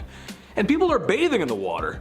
And to your left, there's a maiden washing clothes, and to your right, there's a man doing something I can't repeat on YouTube. Oh well, time to scoop some more water up and consume this clean, nice water at home. Oh, that's just the best. Tastes like the village. It's nice. Number 1, pink milkshake. Does it still count as hygiene if you ain't breathing? I say yes. Besides the pyramids and maybe the Nile, mummies are the most famous things about Egypt. And in a weird way it is hygiene. Hygiene for the afterlife. When someone super important passes on, it's time for a little game of operation. Stomach, liver, intestines are removed and put into jars. You never know when you might need that next. The heart is left because it's the heart, and the Egyptians were die-hard poets, so you got souls in there, you gotta keep that. The most grim process to me, however, is turning the human brain into a forbidden milkshake by mashing it with a small spike and then draining it out in what must have been the grossest waterfall ever. Oh god, oh god, that's so gross. Anyway, then you take some linen and start wrapping the mummy up like a dad wrapping last minute gifts on Christmas Eve. Bada bing, bada boom, there you go. Buddy is prepped for the afterlife. Don't mind me, I'm just gonna be sick from the brain milkshake. Ooh. Kicking off the list at number 10, creme blue. It's the 1930s, you're looking for a way to get rid of those upper lip hairs. Well, creme blue promises to have your back. They actually promise to have your armpits as well. Yeah, armpit hair and upper lip hair. Gone. For good, you say? Wow, that sounds absolutely lovely. Just don't read the fine print, don't flip it and zoom in. Don't zoom in. This cream was applied to the upper lip, but side effects caused hair loss all over your body. And sometimes users would suffer from paralysis. It was on the market for $10, which back in the 1930s, that's a lot. Like for hair removal cream, that's a lot. Those are like Beats headphones? What is this? The Journal of the American Medical Association called this product out as viciously dangerous. Rightfully so, and those who suffered from those harsh side effects collectively sued the company into bankruptcy come 1932. The silent killer here in the cream was thallium, commonly used as rat poison. That ought to do it. Number 9, ancient birth control. Although birth control today is easier than in ancient times, it's still a chore. It's routine, it's something you have to keep track of daily, and things go wrong if you don't and lose track. There's a plethora of side effects. You have to take fake ones just so your body, your hormones are all over the place. You can get cancer from these, you can get blood clots potentially. There's very little research on long-term effects for birth control pills. And also, I'm speaking not from experience. There's no birth control pill for guys. This is wildly unfair. I have the most respect. These pills mess you up. My friends will tell me their side effects and I can't believe it. You're all troopers. Ancient Egyptians, their method of ancient birth control was by mixing acacia fruit with honey and ground dates. This paste would then be used directly, and believe it or not, it was rather effective. Acacia gum ferments and then turns into lactic acid, which can prevent pregnancy. Not all of these ancient methods worked like this. There's another that's really bizarre, and I'll save that for the end. It's absolutely insane, I can't believe it. We'll ease our way there, you know, we'll start nice. Number 8, lash lure. Turning the calendars back to 1933, the year FM radios and drive-in movie theaters were introduced, and as well as the horrifying and deadly mascara, lash lure. This 1930s cosmetic contained a chemical, p-phenylenediamine. That's how you know it's bad, when you can't even pronounce the thing. This mascara left blisters all over your face, your eyelids, the whole thing. It was really bad. There was eventually a death in 1933. One woman sadly developed an infection, a bacterial infection, and then passed away. It was so bad that later that year, her before and after photos were used in an FDA display titled The Chamber of Horrors. It was a horrible incident, but a good way to get the attention from higher ups so something like this never happens again. Lash Lure was then the first product in history that was removed from stores entirely, so it worked. We're in the middle of something kind of similar now, I think. Cigarette packages have those horrible side effects to smoking right there on the packaging. The girl with the face. Could we see the day smoking is outlawed? I don't know, I feel like we're close. It's caused quite a few more deaths than Lash Lure, that's all I'm saying. Number 7, bad toothpaste. Doramad toothpaste was advertised in the 1920s. The ad shows a blonde lady with a lovely smile. Some would even say glowing. Right below reads Doramad radioactive toothpaste. Radioactive toothpaste. That sounds bad. I've played enough Fallout to know that radioactive toothpaste probably isn't a great product, especially to put in and around your mouth. It even loudly advertises its radioactive ingredients. Can you imagine this? Increase the defense of teeth and gums. The cells are loaded with new life energy.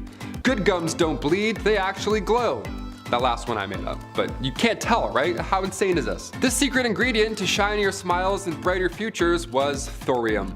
The god of thunder does not brush with thorium. He uses it to polish his hammer. Yeah, it's very toxic. Number 6, Gorad's cream. Once advertised as a magic beautifier, doesn't that sound like a neat time? Gorad's Oriental Cream hit the market back in 1936. This cream was supposed to freshen up your skin, make you look lighter, younger, whatever Paul Rudd's doing, whatever his secret is, we're still trying to figure that one out. That sort of thing. But instead, this skin cream had one user ending up in a book that's very Chamber of Horrors style. This magic ingredient that was meant to magically make you beautiful had some magic mercury in it. Not something you want on your face, yeah, at all. The results were haunting. This woman had soon developed black gums, her teeth loosened, and dark rings appeared around her eyes and even her neck. Mercury poisoning is not fun. Number 5, moss. We're halfway through and I'll say it again. I'll remind you all again, I have the utmost respect for you ladies. As a guy doing this list and like writing this list, I mean the things you had to craft back then and then, put, oh my lord. For example, going back to the 10th century, this was a time long before Tampax was ever even a thing. Women were forced to get creative when it came to personal hygiene. They had to just figure it out themselves and literally collect grass or moss, sheepskin lined with cotton. It was mostly moss all the time. You all are absolute troopers. If it wasn't moss, other solutions were small pieces of wood with lint wrapped around it. Number 4, Q-tips. If you haven't heard, Q-tips are not for your ears. Yeah, I thought this was a rumor. Turns out we're all lawbreakers. I use 2 at the same time if I'm in a rush. No, flip them. I'm a vigilante when it comes to Q-tips. Q-tips were invented in 1923 by Leo Gertzensang, right after his wife stuck cotton balls to the end of a toothpick. Kinda sounds like his wife invented Q-tips, but okay, we'll roll with it. From 1923 to 1926, they were named Baby Gays, and then Q-tip Baby Gays, and then finally just Q-tips. It's like a Sweet Baby Ray's, that barbecue sauce. Oh, so good. If they just called it Sweet Ray's, maybe they get rid of the baby, I don't know. You have to try and work it out. I don't know what the bit is, but I'm like, hey, that's a great sauce, and I just thought of that sauce. Baby Ray's, Baby Gays. Back in those days, Q-tips were dipped in boric acid, and they were intended to sterilize wounds. Yeah, and we're just out here like, my eyes roll back every time. I get way too deep. I get too deep where I'm like, oh, it's gone. Huh, there it is, magic. I'm a magician. After this, there were even Q soaps, Q oils, Q creams. It's like Apple, like iPad, iPhone, the other i stuff. So what's this rumor that they're not supposed to be in your ears? What's that about? Well, in 2008, Dennis Fitzgerald brought forward concerns about Q-tips and how they're really pushing earwax into your ear canal, leading to possible infections more than anything. When Cheeseboro Ponds bought the company back in 1962, they added a warning on the box. A warning that we and I gladly still ignore. Just talking about this, I'm like, oh, I'm gonna go clean my stuff out. I have Q-tips in my bag, literally, I'm always prepared. Always strapped. Number 3, hair removal trick. In the late 19th century, something called thallium actate started to sweep the nation. It was a hair removal method which even today is the talk of the town. Laser off that peach fuzz for good. Zero. Gone. Thallium was used back in the day, but originally thallium was prescribed for those who suffered with ringworm. But even so, thallium didn't do anything per se about the ringworm, it just caused the patient's hair to fall off. So the ringworm was then easier to find. I'd prefer a haircut if you ask me, but sure, thallium does the trick as well. Eventually, thallium was sold as a cream, a toxic cream. It should never touch your skin at all, and it's a face cream. Are you kidding? This thing was once rat poison as well, and now we're rubbing it around like it's Bath & Body Works Noel cream. It's my favorite cream, the green one. Oh God, gone in 2 days. This was outlawed, thankfully, in the 30s, but it had to get bad pretty first. Number 2, Aqua Tofana. Going back to the 1600s for this one. Also, if you're a murderino, you'll enjoy this bit of dark history. Aqua Tofana was a cosmetic that was sold to women in the early 1630s. It was a cosmetic that doubled as a poison. Yeah, sneaky, right? Some Assassin's Creed going on here. The origins of this deadly cosmetic that was sold and responsible for around like 600 deaths is pretty wild. So back in 1632, 2 women, Francesca Lasarda and Teofana D'Amato, they both created this poison. They worked together and created it so that when their husbands kissed them on the cheek, they would then be poisoned. But eventually Teofana was caught and executed for her crimes, but her recipe carried on through her daughter, Julia Tofana. She took this deadly recipe to Rome and then kept manufacturing it. Inside this cursed cosmetic was arsenic, lead, and belladonna. Colorless, tasteless, and one of the deadliest. And finally coming in at number 1, more ancient birth control. Okay, we kicked this list off catching up with ancient Egyptians and the aid of acacia trees and all that jazz. So I figured we'd end on a ridiculous birth control method from the ancient Roman days. Cyrannus, who was known as a Greek gynecologist back then, his idea for Planned Parenthood was not a good one. It was not a good idea. He wrote that after you bump uglies, in order to prevent pregnancy, the woman must squat and sneeze. First of all, no, not a chance, no, and also, if you're thinking about it, no. Secondly, who can sneeze on demand? I certainly can't. I had a really nice time tonight, cheers. That's not possible, no. Many methods from the past are questionable. In ancient China, it was commonly told that drinking hot mercury could prevent pregnancy. Yeah, leave mercury away from your body, that will literally kill you. Ancient Greeks would drink blacksmith water because they too thought the exposure to lead could prevent getting pregnant. This idea came back around World War I as well. Women were working in factories and actually trying to get exposed to lead. That was the whole idea. Bad. These are pretty dark, so I'll leave you on this one. In the Dark Ages, European women wore amulets made of weasel testicles to magically ward off pregnancies. Poor weasels. Black magic is the worst.